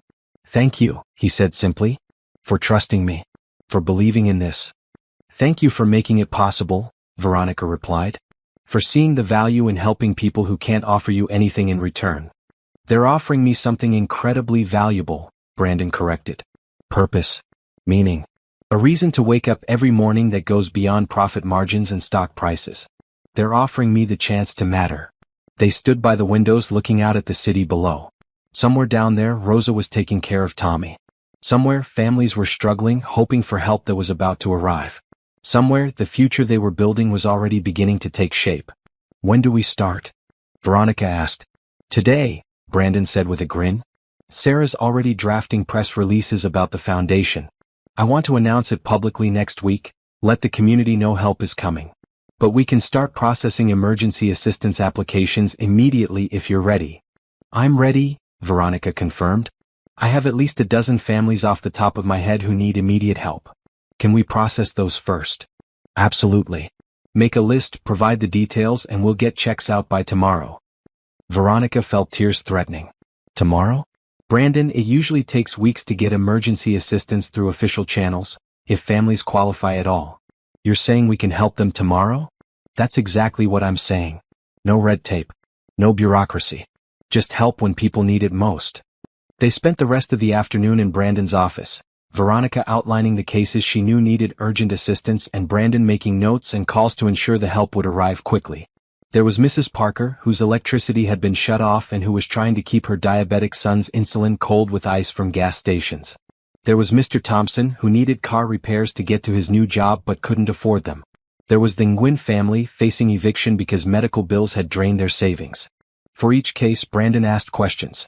How much do they need? What would solve the immediate crisis? What additional support might help prevent future crises? By evening, they had processed 12 emergency assistance applications. 12 families would wake up tomorrow with their immediate crisis solved, with breathing room to plan for the future rather than just survive the present. "I can't believe we just did that in one afternoon," Veronica said, exhausted but exhilarated. "Cases I've been trying to help for weeks, just solved." "That's what resources without bureaucracy can do," Brandon said. "Imagine what we'll accomplish when the community center is open and we have full programs running." They ordered dinner to be delivered to the office, too energized to stop working. While they ate, they refined the criteria for the emergency assistance program, discussed hiring needs, and brainstormed programs for the community center. "We should have a job training program," Veronica suggested. "But not just generic resume writing. Real skills training that leads to actual jobs. Partner with local businesses, create apprenticeships, guarantee interviews for people who complete the training." Brandon typed notes on his laptop. "I can reach out to my business network. A lot of companies are struggling to find reliable employees. If we can train people and vouch for them, it's a win for everyone." "And childcare," Veronica continued, her ideas flowing freely now. "Quality, affordable childcare is the biggest barrier for single parents trying to work or get training. What if the community center had a childcare program with certified teachers? Parents could drop their kids off knowing they're safe and learning, not just being watched." "Yes," Brandon agreed enthusiastically. "What else?" "Healthcare coordination. Help families navigate insurance, find affordable care, schedule appointments. So many people avoid doctors because the system is too complicated and intimidating. Legal aid clinic. Monthly financial literacy workshops. Mental health counseling. Tutoring for kids struggling in school." Brandon's fingers flew over the keyboard, capturing every idea. "A food pantry, but not just canned goods," Veronica added. "Fresh produce, healthy options. Partner with local farms and grocery stores. Teach nutrition and cooking classes." They worked until nearly midnight, building a comprehensive vision of what the Hope and Kindness Foundation could become. Not just a safety net catching people as they fell, but a ladder helping them climb to stability and beyond. Finally, Veronica leaned back in her chair, overwhelmed by what they'd created on paper in just a few days. "This is going to change everything for this community," she said softly. "We're going to change everything," Brandon corrected, reaching across the desk to take her hand. "Together. You bring the heart and expertise, I bring the resources and business connections. Neither of us could do this alone." "Do you really believe that?" Veronica asked. "You have the money. You could hire anyone to run this." But I don't trust anyone else, Brandon said seriously. I trust you. I trust that you'll never lose sight of what matters. That you'll tell me when I'm being stupid or insensitive. That you'll always put the families first. That's worth more than any degree or resume. They sat in comfortable silence for a moment, hands linked across the desk, the city lights twinkling beyond the windows. I should get home, Veronica finally said, though she didn't move. We both need sleep if we're going to build a foundation. Let me drive you, Brandon offered. It's late and I don't want you taking the bus at this hour. You don't have to. I want to, Brandon interrupted gently. Please, let me. In the car they talked about smaller things. Favorite books and movies, childhood memories, silly preferences that revealed personality. Veronica learned that Brandon loved old action movies but cried during animated films. That he'd always wanted a dog but never felt he had time for one properly. That his favorite meal was still his mother's meatloaf recipe, which he'd tried and failed to recreate dozens of times. She shared that she collected vintage teacups from thrift stores, that she sang loudly and terribly in the shower, and that she had a weakness for cheesy romance novels despite their predictable plots. I like learning these things about you, Brandon said as they pulled up to her apartment building.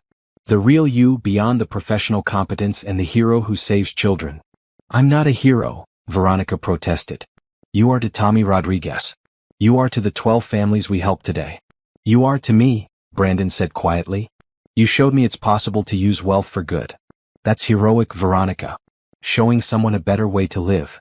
He walked her to her door again, the routine already feeling natural and right. This time, when he leaned in to kiss her cheek, Veronica turned her head slightly so their lips met instead. It was brief, gentle, perfect. Good night, Brandon, she whispered. Good night, Veronica. Sweet dreams of community centers and changed lives. She laughed softly. Sweet dreams of grilled cheese sandwiches and billionaires who actually care. Inside her apartment, Veronica changed into comfortable clothes and made herself tea. She sat on her couch, looking at the sunflowers and irises Brandon had given her, still fresh and bright in their vase. Her phone buzzed with a text. Thank you for saying yes. To the foundation. To dinner. To everything. You're making me believe in hope again. Veronica smiled and typed back. Thank you for seeing the person covered in mud and deciding she was worth knowing. You're making me believe in miracles. She fell asleep that night with dreams of community centers full of laughter, families celebrating stability, and a handsome billionaire who made grilled cheese sandwiches and believed in kindness. The foundation was officially born that day, but something else was born too. Something fragile and precious between two people who'd found each other in the most unexpected way. Something that promised to grow into something beautiful if they nurtured it with the same care they were bringing to their work. Hope and kindness indeed. The next 3 weeks passed in a blur of activity, meetings, planning sessions, and constant forward momentum. Veronica gave notice at her current job, working with her colleagues to ensure smooth transitions for her families. True to his word, Brandon hired 2 additional social workers to absorb her caseload, both excellent professionals who came with strong references and genuine compassion for the work. I feel guilty leaving, Veronica admitted to Donna on her last day at the agency. Don't, Donna said firmly, hugging her tight. You're not leaving social work. You're expanding it. Everything you'll do with the foundation will help more people than you ever could, working one case at a time here. We're proud of you. The Hope and Kindness Foundation offices were set up in a renovated space near the future community center. Nothing fancy but comfortable and welcoming. Veronica had a real office with a door and windows, a luxury she'd never experienced before.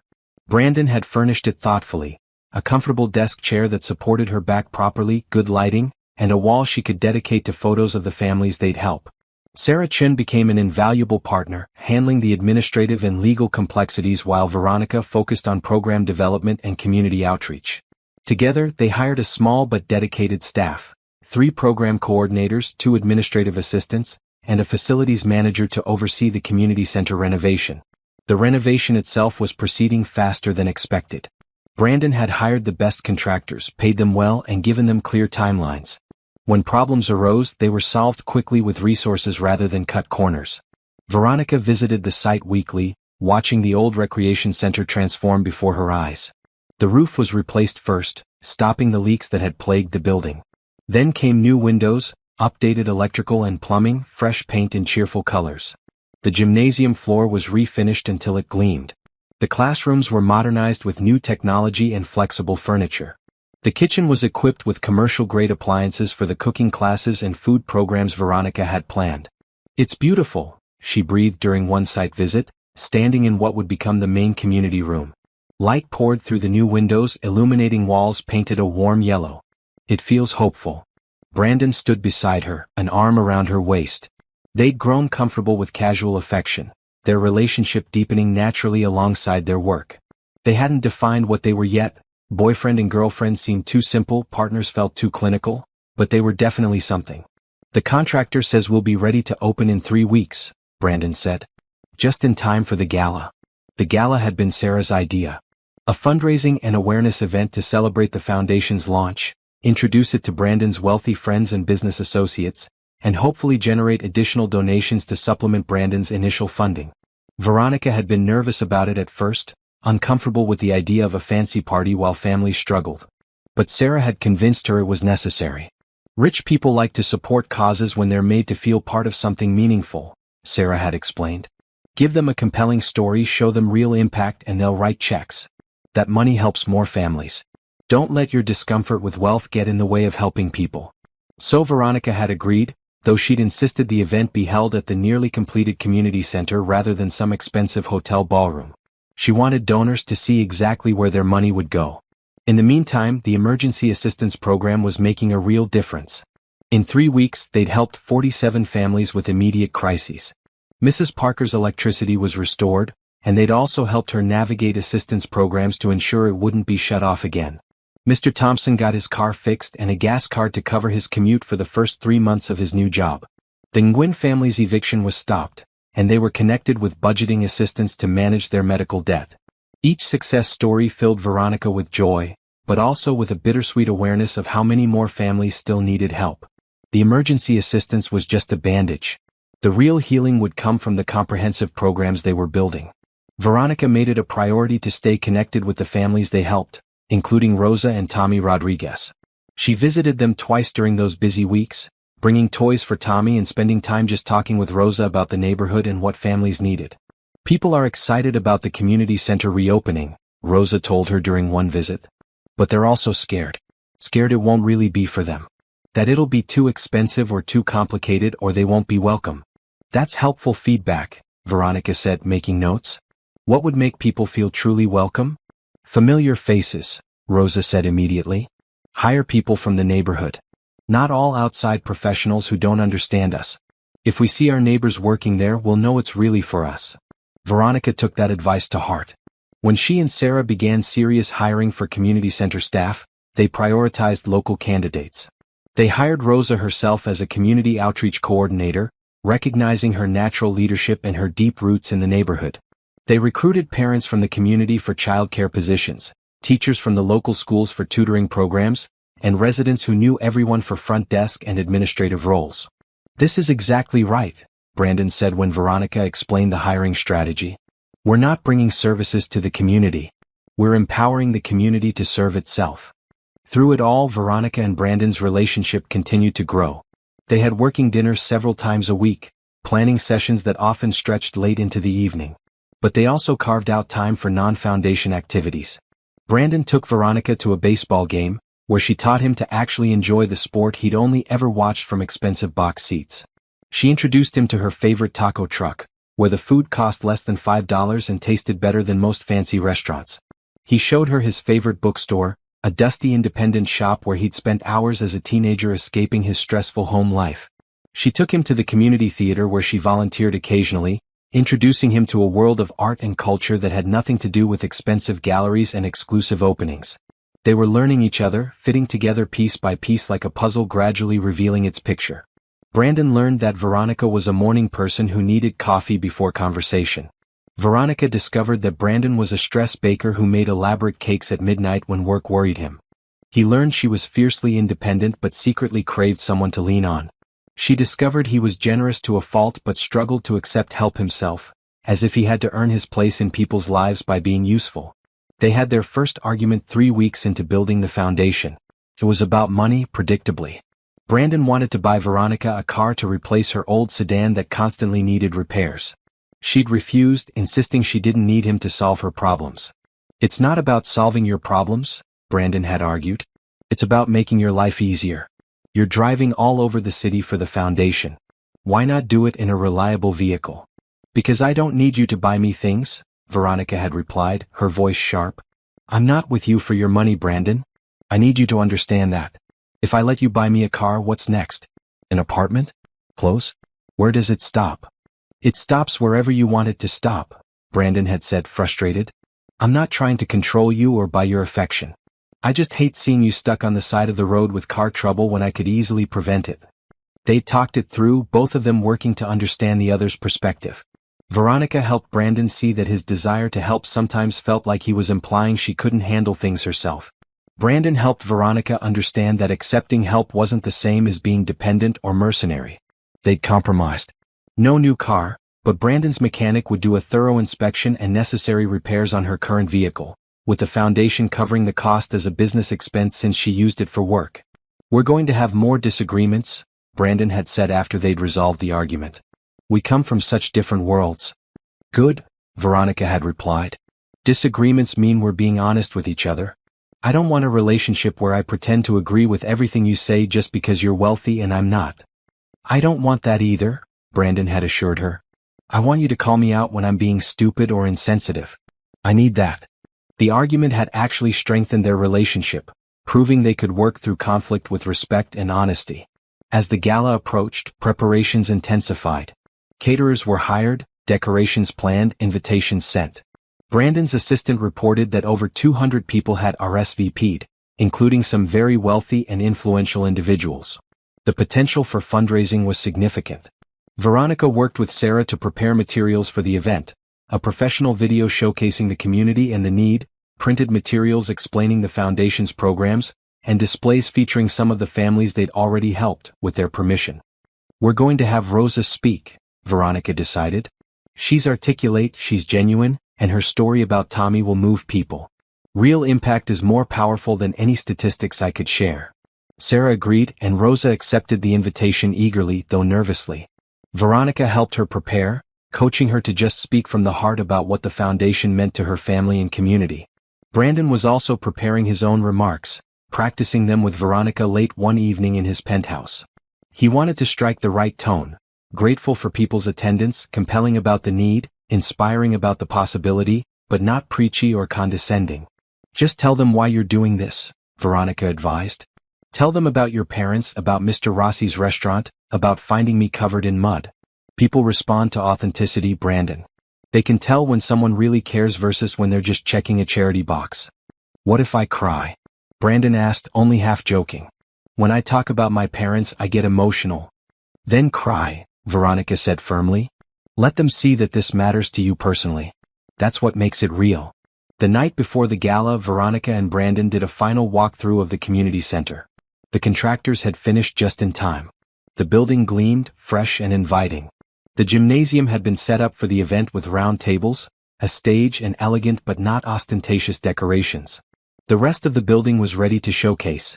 Classrooms set up for various programs, the childcare area bright with colorful furniture, the kitchen ready for cooking demonstrations, the job training center equipped with computers and resources. We did this, Brandon said softly, standing in the main lobby with Veronica. In just a few weeks, we took an idea and made it real. We haven't done anything yet, Veronica corrected gently. This is just the beginning. The real work starts when we open the doors and families start coming through them. Then I can't wait to start the real work, Brandon said, pulling her close. Because if it's anything like these past few weeks, it's going to be amazing. They stood there together, imagining the future these walls would hold. Children laughing in the childcare area. Parents learning new skills in classrooms. Families sharing meals cooked in the community kitchen. Teenagers playing basketball in the gymnasium. People helping people, lifting each other up, building a stronger community together. Thank you, Veronica whispered, resting her head on Brandon's shoulder. For making this possible. For believing in it. For believing in me. Thank you for showing me what was possible, Brandon replied, kissing the top of her head. For saving Tommy. For showing up covered in mud. For saying yes to all of this. You changed my life, Veronica. You made me remember who I wanted to be. The next evening, as Veronica prepared for the gala, she felt nervous energy humming through her body. This was it. The official launch of everything they'd been building. The moment when their private partnership became a public commitment to change. She'd bought a new dress for the occasion, a floor-length gown in deep red that made her dark skin glow. It was the most expensive thing she'd ever bought for herself, and she'd hesitated for days before purchasing it. But Brandon's eyes when he picked her up made it worth every penny. "You look stunning," he breathed, offering his arm. "Absolutely stunning." "You clean up pretty well yourself," she replied, taking in his tailored tuxedo. He looked like he'd stepped out of a magazine, sophisticated and handsome. They drove to the community center together, Veronica's hand clasped in Brandon's. She could feel his nervous energy matching her own. "Ready to change the world?" she asked. "With you," Brandon replied, squeezing her hand. "Always." The gala was about to begin, and with it, the real work of the Hope and Kindness Foundation. But Veronica felt ready. She had the resources, the team, the plan, and most importantly, she had a partner who truly understood what they were building and why it mattered. Hope and Kindness were about to flood a community that had been waiting for exactly this. And it was going to be beautiful. The community center glowed with warm light as guests began arriving for the gala. Veronica stood near the entrance with Brandon and Sarah, greeting people as they entered. The contrast was striking. Wealthy attendees in designer clothes stepping into a building that existed to serve struggling families. But the building itself seemed to bridge that gap, welcoming everyone with its fresh paint and hopeful atmosphere. "Veronica, Brandon, congratulations on this incredible space," said a woman in a sparkling blue dress, one of Brandon's business associates. "I had no idea this neighborhood had such potential." "Every neighborhood has potential," Veronica replied warmly. "It just needs investment and belief. Thank you for coming tonight." As the room filled with guests, Veronica noticed Rosa arriving with Tommy and her husband, Miguel, whom Veronica hadn't met before. They looked nervous, dressed in their best clothes but clearly uncomfortable among so much wealth. Veronica immediately went to them. "Rosa, you look beautiful," she said, hugging her friend. "And Tommy, look at you in that suit. Very handsome." Tommy grinned shyly, staying close to his mother. Miguel shook Veronica's hand firmly. "Thank you for inviting us. For all of this. We never imagined something like this could happen here." "This is your community center," Veronica said firmly. "You belong here as much as anyone. More actually because you live here. These wealthy people are just visitors. You're home." The reassurance seemed to help. Rosa's shoulders relaxed slightly, and Miguel looked around the space with growing pride rather than intimidation. Brandon approached their group, greeting the Rodriguez family warmly. "Rosa, Miguel, Tommy. I'm so glad you're here. Rosa, are you ready for your speech?" "I'm terrified," Rosa admitted. "But I'll do it. For the community. For everyone who needs to know help is really coming." The evening's program began after dinner. Brandon took the stage first, looking confident but genuine. Veronica watched from the front table, her heart swelling with pride. "Thank you all for being here tonight," Brandon began. "A few weeks ago, I was a lonely billionaire who'd forgotten why any of it mattered. I had money, success, everything society says should make you happy. But I was empty inside, going through motions, living a life that felt meaningless despite all its comfort." The room was silent, people leaning forward to hear. "Then I went on a blind date. The woman who showed up was covered head to toe in mud. Her dress was ruined. Her hair was a mess. She looked like she'd lost a fight with a swamp. My first instinct was to leave, to write off the evening as a disaster." Soft laughter rippled through the audience. "But I didn't leave. I stayed to hear her story. And what she told me changed my life." Brandon's voice grew thick with emotion. "She'd been on her way to meet me when she heard a child screaming. A 6-year-old boy had fallen into a muddy drainage ditch and was drowning. This woman, who had everything to lose by being late to our date, didn't hesitate. She kicked off her heels and climbed into that ditch. She saved that little boy's life." Brandon paused, looking directly at Veronica. "Then she showed up to our date anyway, covered in mud, because she didn't want to make me feel forgotten. That's the woman sitting right there. Veronica Hayes, the bravest person I've ever met." Heads turned toward Veronica, and she felt heat rise to her cheeks. But Brandon wasn't done. "That little boy she saved is here tonight too. Tommy Rodriguez, can you stand up?" Tommy stood hesitantly, his mother's hand on his shoulder for support. The audience applauded, and the boy's face broke into a surprised smile. "Tommy's mother, Rosa, is going to speak to you in a moment," Brandon continued.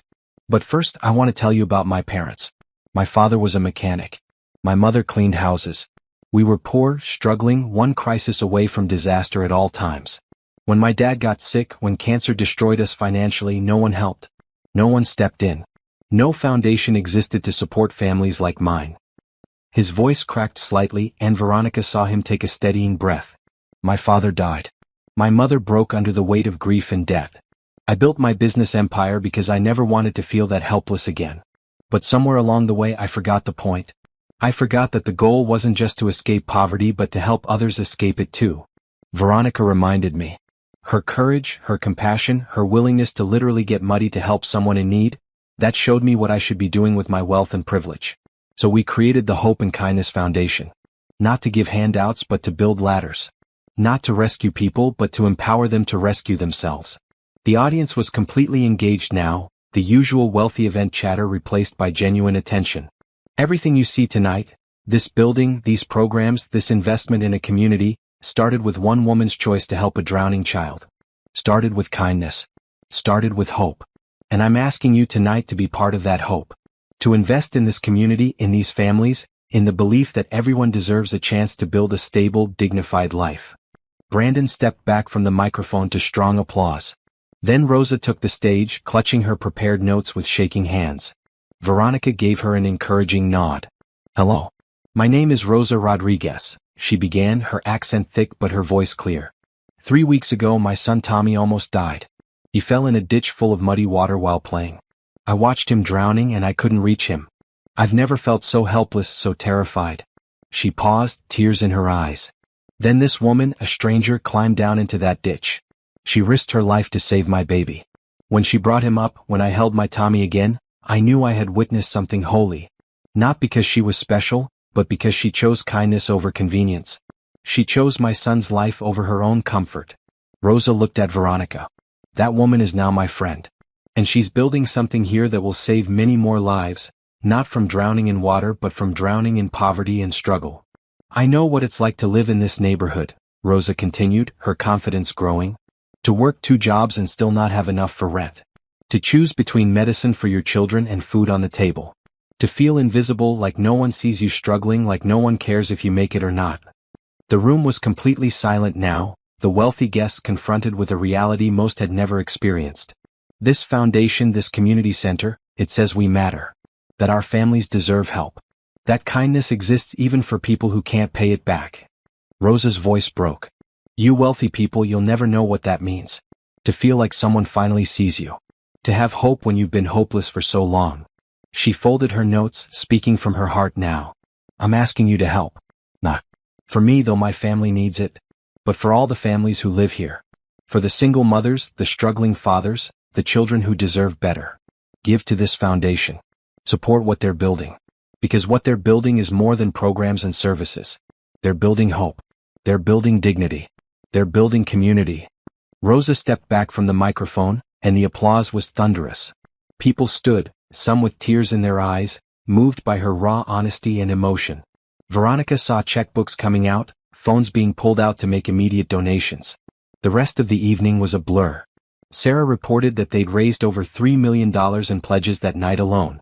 Donors toured the building, asking questions about programs, meeting staff members, some even exchanging contact information with Rosa to learn more about the community's needs. But the moment that stuck with Veronica happened near the end of the night. An older woman approached her, elegant in her silver dress and pearls. Ms. Hayes, my name is Patricia Blackwell. I'm on the board of several charitable foundations in the city. Veronica shook her hand, wondering what criticism was coming. She'd been bracing for it all night. Wealthy people telling her how to run programs, questioning whether the poor deserved help, suggesting that bootstraps were the real answer. But Patricia surprised her. I want to tell you about my granddaughter, Emily. She's 16, privileged, has never wanted for anything. She's also selfish, entitled, and completely disconnected from the real world. Veronica wasn't sure how to respond, so she stayed quiet. I want to know if you have volunteer opportunities for teenagers, Patricia continued. Real work, not just photo opportunities or resume padding. I want Emily to spend her summer here, learning what real struggle looks like, seeing what people like Mrs. Rodriguez deal with every day. I want her to develop empathy. Would you be willing to have her? Veronica felt her opinion of Patricia shift entirely. We absolutely have volunteer opportunities, and I think that would be good for Emily. But I need you to understand, We won't go easy on her because she's wealthy. She'll work hard. She'll see difficult things. She'll be challenged. Good, Patricia said firmly. That's exactly what she needs. Thank you. Similar conversations happened throughout the evening. A tech CEO wanted to fund computer literacy classes. A retired teacher offered to volunteer in the tutoring program. A construction company owner pledged to help with future building projects at cost. The community center was becoming more than just Veronica and Brandon's project. It was becoming a movement. Brandon found Veronica late in the evening, after most guests had left. She was standing in what would be the childcare area, imagining it full of children's laughter. $3 million, he said, wrapping his arms around her from behind. Plus volunteer commitments, in-kind donations, and ongoing pledge promises. We did it, Veronica. We launched this thing properly. Rosa did it, Veronica corrected. Her honesty, her story, that's what moved people. Your idea to have her speak, Brandon reminded her. Your instinct that authenticity matters more than polish. You were right. They stood together in comfortable silence, exhausted but triumphant. The gala had been a success beyond their hopes. The foundation was real, funded, supported by a community of donors who seemed genuinely committed to helping. Can I tell you something? Brandon said quietly. Always. I'm falling in love with you, he confessed. Actually, I think I already have. Completely. Irrevocably. In love with who you are, what you stand for, how you make me better. I know it's fast, I know we've only known each other a few weeks, but I can't deny what I feel. Veronica turned in his arms to face him, her heart racing. I love you too, she whispered. I think I started loving you when you didn't walk away from the mud-covered crazy woman in that restaurant lobby. When you chose to understand instead of judge. When you believed me. Brandon kissed her then, soft and deep and full of promise. When they finally broke apart, both were smiling. So we're doing this? Brandon asked. Building a foundation and falling in love at the same time? Seems like we already are, Veronica replied. Might as well admit it and enjoy it. They laughed together, the sound echoing through the empty building. Tomorrow the real work would begin. The doors would open, families would start coming through, programs would launch. But tonight, they'd proven that hope and kindness weren't just nice ideas. They were powerful forces that could move hearts and open wallets and change communities. And they'd proven that two people from completely different worlds could find each other, understand each other, and build something beautiful together. Hope, kindness, and now love.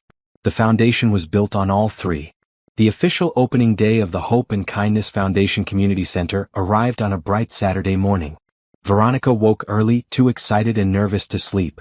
Brandon had stayed at her apartment the night before, both of them too wired from last-minute preparations to want to be alone. Today's the day, he said, pulling her close as they lay in bed watching the sunrise through her window. How do you feel? Terrified and excited in equal measure, Veronica admitted. What if no one comes? What if they come but don't feel welcome? What if we miss something important? Then we'll adjust and do better, Brandon said calmly. This is a journey, not a destination. We're going to make mistakes. What matters is that we're trying and that we're committed to learning. They arrived at the community center 2 hours before the official opening. Staff members were already there, setting up registration tables, arranging welcome materials, doing final checks on all the program spaces. Rosa was in the lobby, directing traffic with natural leadership. Everything looks perfect, she assured Veronica. Stop worrying and trust that we're ready. At 10 o'clock they unlocked the doors. For a terrifying moment, no one appeared. The staff exchanged nervous glances. Then, slowly people began trickling in. Families from the neighborhood, curious and cautious. Single mothers with children. Elderly residents who remembered when the building had been opened before. Teenagers who'd heard about job training programs. By noon, the center was buzzing with activity. The childcare area had 12 children playing and learning, their parents either enrolled in classes or meeting with counselors about emergency assistance. The job training center had 15 people working through computer literacy programs. The food pantry had a steady stream of families selecting groceries. The basketball courts had pickup games going, providing recreation and community. Veronica walked through the building with Brandon, greeting families, answering questions, soaking in the reality of what they'd created. This was real. People were being helped right now because of choices they'd made just weeks ago. Miss Hayes. A young woman approached tentatively. She looked to be in her early 20s, with a toddler on her hip and exhaustion in her eyes. I heard you can help with rent assistance? I'm 2 months behind and my landlord is about to evict us. Come with me, Veronica said warmly, leading her to one of the private consultation rooms. Let's talk about your situation and see what we can do. The next hour was spent reviewing the young woman's circumstances. Her name was Ashley Williams, and she'd been working full-time until her childcare fell through. Without reliable care for her daughter Lily, she'd lost her job. Now she was drowning in debt, facing eviction with no clear path forward. How much do you need to avoid eviction? Veronica asked. $2,400, Ashley whispered, as if saying the number aloud made her failure more real. I know it's a lot. If you can't help, I understand. I just thought I'd try. Veronica pulled up the emergency assistance system on her computer. We can cover your back rent. That solves the immediate crisis. But let's also talk about preventing this from happening again. Do you want to go back to work? Ashley's eyes widened. You'll help with the rent? Just like that. Just like that, Veronica confirmed. That's why we exist. Now about work. I loved my job, Ashley said, tears streaming down her face. I was an administrative assistant at a law firm. But I can't work without childcare, and I can't afford childcare without work. It's impossible. It's not impossible, Veronica said gently. We have a childcare program here. Certified teachers, quality care, subsidized rates based on income. Lily can come here while you work. Would that help? Ashley was sobbing now, overwhelmed by sudden hope. You can really do this? This isn't a trick? It's not a trick, Veronica promised. It's what we're here for. Let me connect you with our job counselor. She'll help you reach out to your former employer, polish your resume, and prepare for interviews. Meanwhile, the rent assistance check will be ready by Monday. And we can enroll Lily in childcare starting next week. Ashley hugged Veronica so tightly it almost hurt. Thank you. Oh God, thank you. I was so scared. I didn't know what I was going to do. You're going to be okay, Veronica said softly. We're going to make sure of it. Similar scenes played out throughout the day. An elderly man who couldn't afford his heart medication was connected with a healthcare advocate who helped him navigate prescription assistance programs. A father struggling to find work after a layoff was enrolled in job training and given professional clothes from the center's donation closet. A teenager who dropped out of high school was directed to GED classes and counseling. Brandon spent the day observing everything, talking with families, learning about their needs directly. Veronica watched him kneel down to talk with children at their eye level, listen intently to elderly residents' concerns, and take notes on suggestions for improvement. This wasn't performative charity for him. He genuinely cared, genuinely wanted to understand. Late in the afternoon, a family arrived that made Veronica's heart clench. A mother, father, and 3 young children, all looking exhausted and scared. The father, James Carter, explained that they'd been living in their car for 2 weeks after losing their apartment to a fire that destroyed everything. The insurance company is fighting the claim, James said, his voice tight with controlled emotion. They say the fire was our fault somehow, which is garbage. We lost everything. Clothes, furniture, my wife's jewelry that was her grandmother's. Everything. His wife, Michelle, added quietly, we've been staying in different parking lots trying to keep the kids safe. They haven't been to school in a week. I don't know what to do anymore. Veronica felt tears threatening but held them back. She needed to be strong to help, not to cry. Okay, let's break this down into steps. First, immediate needs. Where are you planning to sleep tonight? We thought maybe the shelter, but they're full, James said. We'll probably just find another parking lot. No, Veronica said firmly. You're not sleeping in a car tonight. Give me a few minutes. She stepped out and called Brandon, explained the situation. Within 10 minutes, he'd arranged for the Carter family to stay in a modest hotel for 2 weeks, with the foundation covering all costs. Veronica returned with the news, watching relief and disbelief wash over the parents' faces. We also need to get your kids enrolled in school immediately, Veronica continued. Can you come back Monday morning? I'll have our education coordinator help with that. And we need to connect you with legal aid about the insurance claim. We have lawyers who volunteer here who might be able to help. Why are you doing this for us? Michelle asked, tears streaming down her face. You don't know us. We're nobody. You're not nobody, Veronica said fiercely. You're a family going through a terrible time. You're parents who love your children and are trying to keep them safe. You matter. Your struggle matters. And you deserve help. The Carters left with hotel vouchers, vouchers for the food pantry, and appointments for follow-up services. Their oldest child, a girl about 8 years old, turned back as they reached the door. Are you an angel? She asked Veronica seriously. Veronica smiled through her tears. No, honey. I'm just a person who believes everyone deserves kindness. But thank you for asking. By the time they closed the doors at 6 o'clock, they'd served over 150 families. The staff was exhausted but energized. Success stories and needs filled the debrief meeting. We ran out of food pantry items around 3, Rosa reported. We need to increase our inventory. The childcare area can only accommodate 20 children, and we had inquiries for at least 40 spots, another staff member added. We need to expand. The job training computers were in use constantly, said Marcus Lee, the job training coordinator. We should think about adding an evening shift so people who work during the day can access services. Veronica made notes on everything, her mind already working on solutions and improvements. Brandon listened carefully, occasionally asking clarifying questions but mostly letting the staff experts share their insights. After the meeting ended and most staff had left, Veronica and Brandon walked through the now quiet building together. We did it, Veronica said softly. We really did it. Over 100 families helped in one day. And we barely scratched the surface of the need, Brandon added. But it's a start. A real, meaningful start. They stood in the main lobby, where photos from the day were already being displayed on a digital screen. Smiling families, children playing, people hugging staff members. Evidence of hope and kindness in action. I love you, Brandon said suddenly. I know I already told you, but I need to say it again. What we did today, what you made possible by showing up covered in mud and inspiring me to be better. I love you for that. I love you for who you are and what you believe in. Veronica turned to face him, her heart full. I love you too. For seeing past the mud to who I really was. For not walking away. For using everything you have to help people you'll never meet. For being humble enough to learn and change. They kissed in the lobby of the community center they'd built together, surrounded by evidence of what hope and kindness could accomplish. Tomorrow would bring new challenges, new families, new needs. But tonight they could celebrate. They could acknowledge that they'd done something meaningful. Later at Brandon's penthouse they ordered pizza and collapsed on the couch, too tired to cook.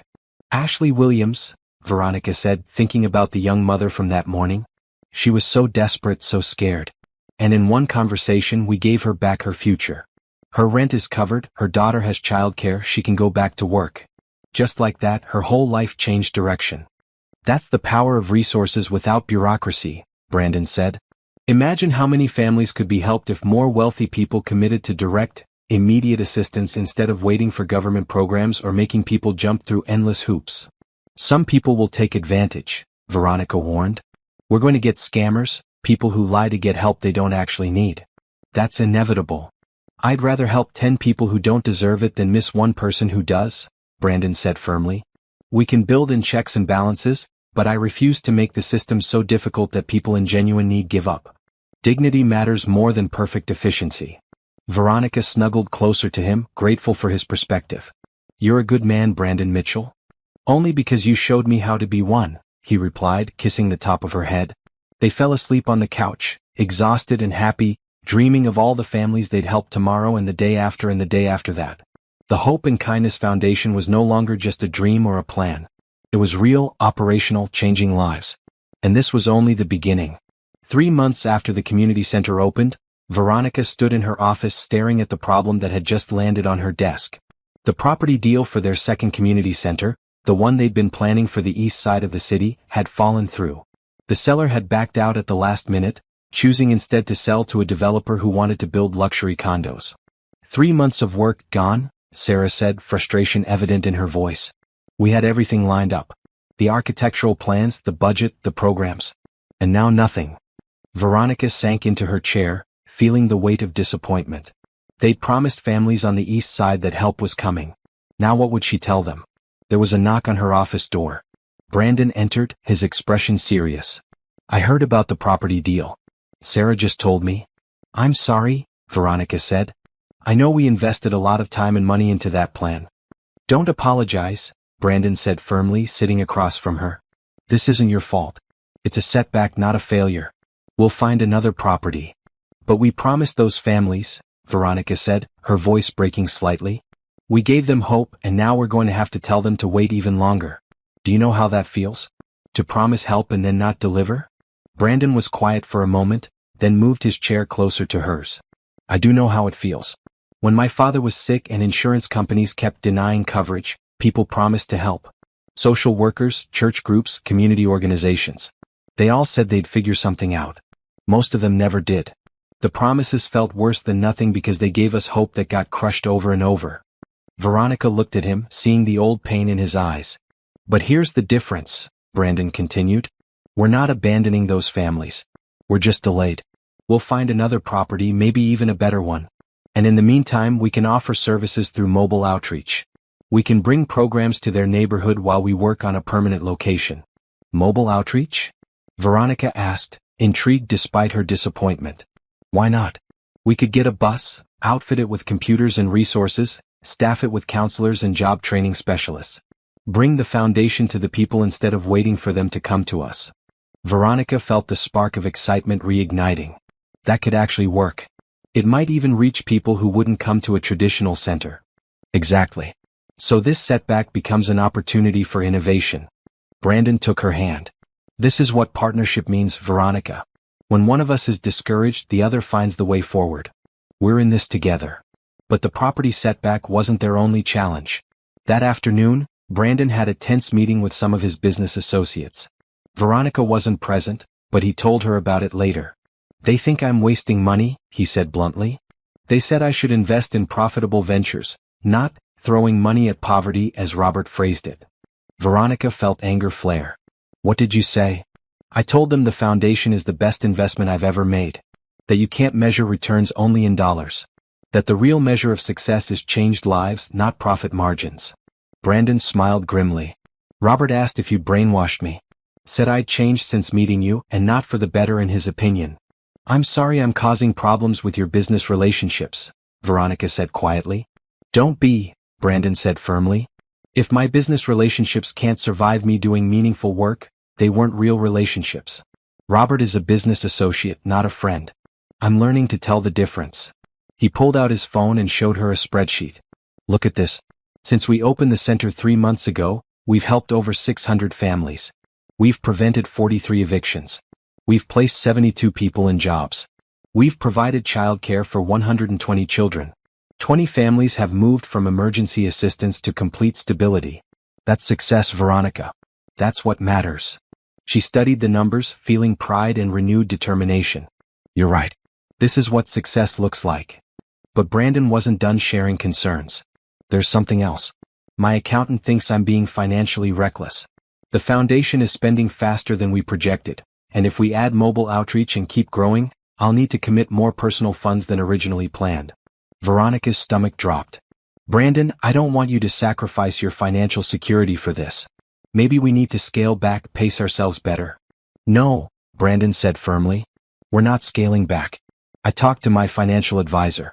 Even if I commit another $20 million to the foundation over the next 3 years, I'll still have more money than I could ever spend. I'd rather be slightly less wealthy and massively more useful. 20 million? Veronica breathed. That's an enormous commitment. It's an enormous need, Brandon countered. And I can afford it. What I can't afford is to have resources and do nothing with them while families struggle. I can't afford that morally or emotionally. Veronica felt tears threatening. You're really willing to do this? To commit so much? I'm not just willing. I'm grateful for the opportunity. Brandon pulled her close. You showed me what real wealth looks like. It's not money in an account. It's the ability to change lives. I'm richer now than I've ever been because I have purpose. Because I have you. Because every morning I wake up knowing today might be the day we help a family avoid disaster or achieve stability. That's wealth, Veronica. That's what matters. They held each other for a long moment, drawing strength from their partnership. Then Veronica's phone rang. It was Rosa. We have a situation, Rosa said, her voice tense. Ashley Williams, the young woman you helped on opening day? She's here and she's very upset. Can you come to the center? Veronica and Brandon drove to the community center immediately. They found Ashley in a consultation room, crying while Rosa tried to comfort her. Little Lily was in the childcare area, thankfully unaware of her mother's distress. Ashley, what happened? Veronica asked gently, sitting beside her. I lost my job again, Ashley sobbed. It's my fault. I was late 3 times this month because Lily was sick and the childcare here couldn't take her when she had a fever. My boss said he'd had enough of my unreliability. I tried to explain but he didn't care. Now I'm right back where I started. Unemployed, rent coming due, no money. Veronica's heart ached for her. Okay, let's breathe. This is hard, but it's not impossible. We'll help you the same way we did before. But that's just it, Ashley said, looking up with red, swollen eyes. You helped me before and I messed it up. Why would you help me again? I don't deserve it. I'm a failure.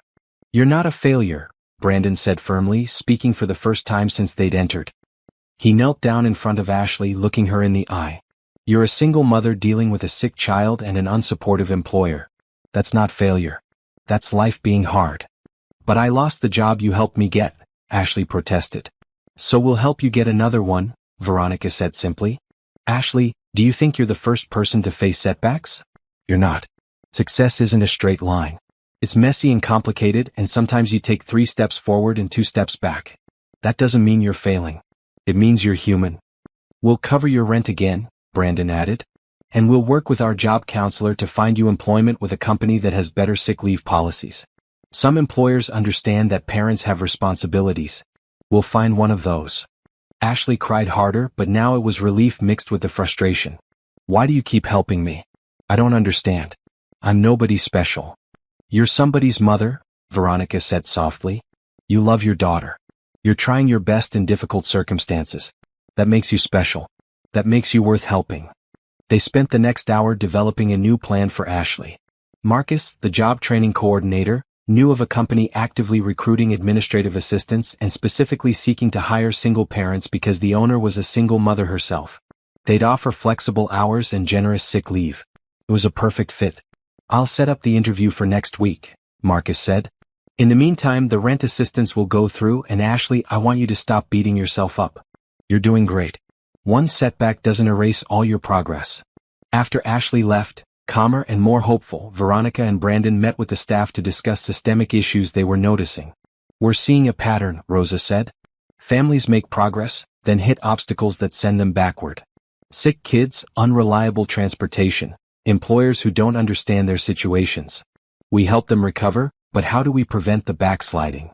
We need to build more cushion into our assistance, Veronica said thoughtfully. Not just solve the immediate crisis but create reserves. What if every family we help gets enrolled in a match savings program? We'll match whatever they can save, building up an emergency fund so the next crisis doesn't destroy them. I love that, Sarah said. It teaches financial skills while providing real security. And we need to partner with employers who actually support working families, Marcus added. Create a network of companies that offer flexibility, sick leave, and living wages. Connect our job seekers only with those employers. We could create a certification program, Brandon suggested. Companies that meet certain standards for family-friendly policies get certified as hope and kindness employers. We promote them, send them qualified candidates, and hold them accountable. The ideas flowed, the staff energized despite the challenges they'd faced that day. This was how they'd improve, by learning from each setback, each family struggle, each pattern they noticed. They were building something that evolved and adapted, not a rigid program but a responsive system. As Veronica and Brandon left the center that evening, she felt exhausted but determined. This is harder than I expected, she admitted. I thought once we opened the center we'd just help families and everything would be straightforward. But it's so complicated. People struggle in ways I didn't anticipate. We solve one problem and 3 more appear. That's because poverty isn't one problem, Brandon said. It's a web of interconnected struggles. Housing, employment, healthcare, childcare, transportation, education. Pull on one thread and the whole web shifts. We can't just fix one thing. We have to address everything. That's going to take years, Veronica said. Maybe decades. Then we'll work for years, Brandon replied simply. This isn't a project with an end date. It's a commitment. For as long as families need help, we'll be here providing it. For as long as I have resources, I'll use them to make this work. For as long as you're willing to lead this, I'll support you. Veronica stopped walking and turned to face him. What if I get it wrong? What if I make mistakes that hurt families? Then we'll learn from those mistakes and do better, Brandon said. Veronica, you're not going to be perfect. I'm not going to be perfect. The foundation isn't going to be perfect. But we're going to be good. We're going to be persistent. We're going to care. And that's enough. She kissed him then, right there on the sidewalk, grateful for his steady presence and unwavering belief. That night, as they discussed plans for the mobile outreach bus and the employer certification program, Veronica felt the challenge transforming into opportunity. Yes, the property deal had fallen through. Yes, Brandon's business associates questioned his choices. Yes, families like Ashley faced setbacks. But none of that meant they were failing. It just meant the work was real, difficult, and worthwhile. Hope and kindness weren't just pretty words. They were active choices, made over and over again in the face of obstacles. They were what Brandon showed when he committed more resources despite criticism. What Veronica showed when she helped Ashley again after a setback.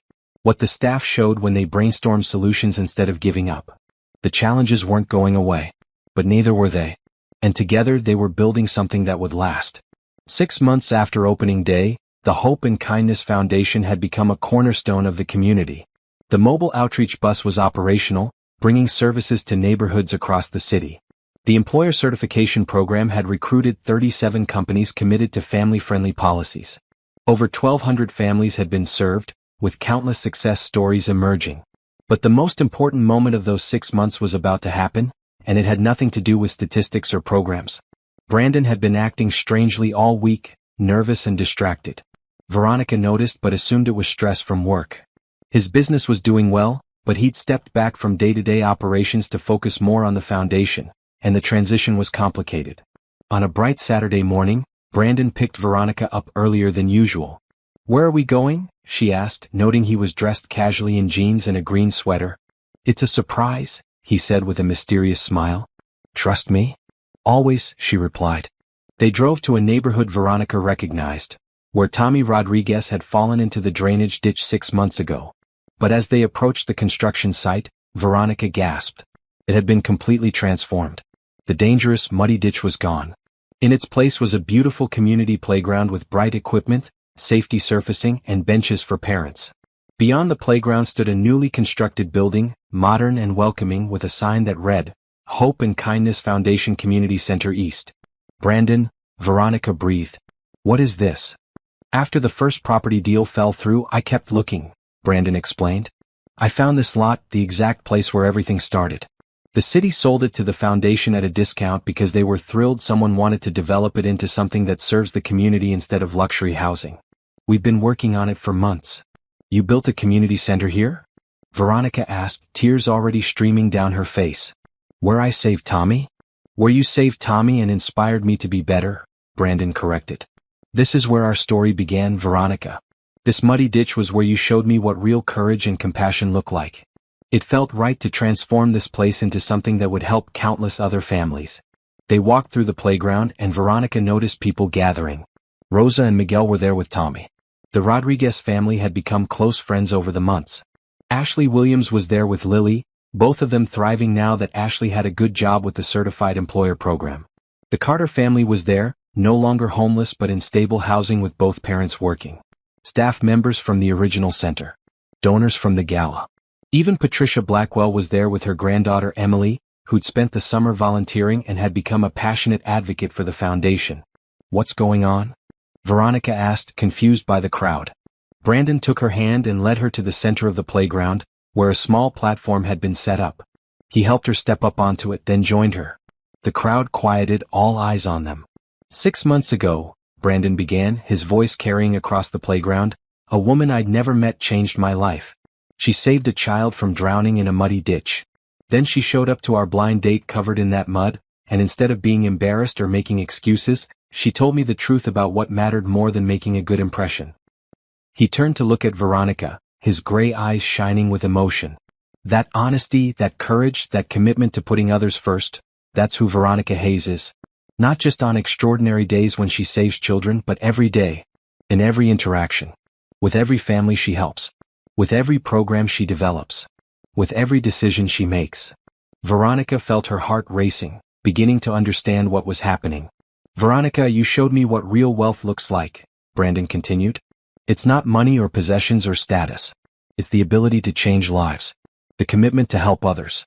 The courage to get muddy when someone needs you. You taught me that. You showed me who I wanted to be."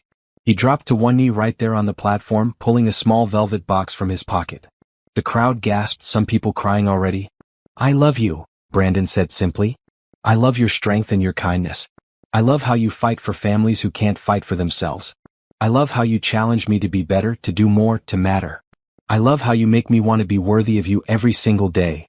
He opened the box, revealing a ring that was beautiful but not ostentatious. A single diamond on a simple band, elegant and perfect. "Will you marry me, Veronica Hayes? Will you be my partner in life like you're my partner in this foundation? Will you continue teaching me what matters, challenging me to be better, showing me what love really looks like?" Veronica couldn't speak through the tears. She could only nod over and over, her hands covering her mouth. "Yes," she finally managed. "Yes, of course, yes." Brandon stood and slipped the ring on her finger, then pulled her into his arms and kissed her as the crowd erupted in cheers and applause. When they finally broke apart, Veronica was laughing and crying at the same time. "I can't believe you did all this," she said, gesturing at the new building, the playground, the gathered friends and families. "Wait, there's more," Brandon said with a grin. He nodded to Rosa, who approached the platform. "Veronica," Brandon asked Tommy if he wanted to say something, Rosa said, lifting her son onto the platform. Tommy, now taller and more confident than he'd been 6 months ago, looked at Veronica seriously. "You saved my life," he said in his small but clear voice. "My mama says you're a hero. And Mr. Brandon says you're going to be his wife. I think that's good because heroes should be happy. Thank you for saving me. And congratulations." He handed her a small bouquet of sunflowers, her favorite, and Veronica burst into fresh tears, hugging him tightly. "Thank you, Tommy. You're the brave one." As the celebration continued, people approaching to offer congratulations, Veronica pulled Brandon aside for a moment. "When did you plan all this?" she asked. "I've been working on it for weeks," he admitted. "The community center construction, arranging for everyone to be here, the proposal itself. I wanted everything to be perfect." "It is perfect," Veronica assured him. "But Brandon, you didn't have to build an entire community center just to propose." "I didn't build it to propose," Brandon corrected. "I built it because this community needs it. The proposal was just about celebrating where everything began and where we're going. This place brought us together. Now it's going to bring together countless families who need help and hope." They toured the new building with the gathered crowd, Veronica marveling at how complete it was. The layout was similar to their first center. Childcare area, job training center, consultation rooms, multipurpose spaces, food pantry and offices for staff. But this building also had something new. A large community room with walls designed for photographs and success stories. "I want this to be a place that celebrates progress," Brandon explained. "Where families can see that others have succeeded, that stability is possible. Hope displayed on walls so everyone who walks in knows they're not alone." Sarah approached with news. "I've been fielding calls all week from people who saw the construction and want to know when this center opens. We already have a waiting list of families who need services." "Then we'd better hurry up and get it operational," Veronica said, her mind already working through logistics and timelines. "Actually, we can open Monday," Sarah said with a smile. "Staff is hired and trained. Programs are ready. Systems are in place. We've been preparing for this for weeks. We just needed the building finished." Veronica looked at Brandon with wonder. "You really thought of everything." "I tried," he said. "Though I'm sure you'll find things I missed. That's why I need you. To fill in the gaps I can't see."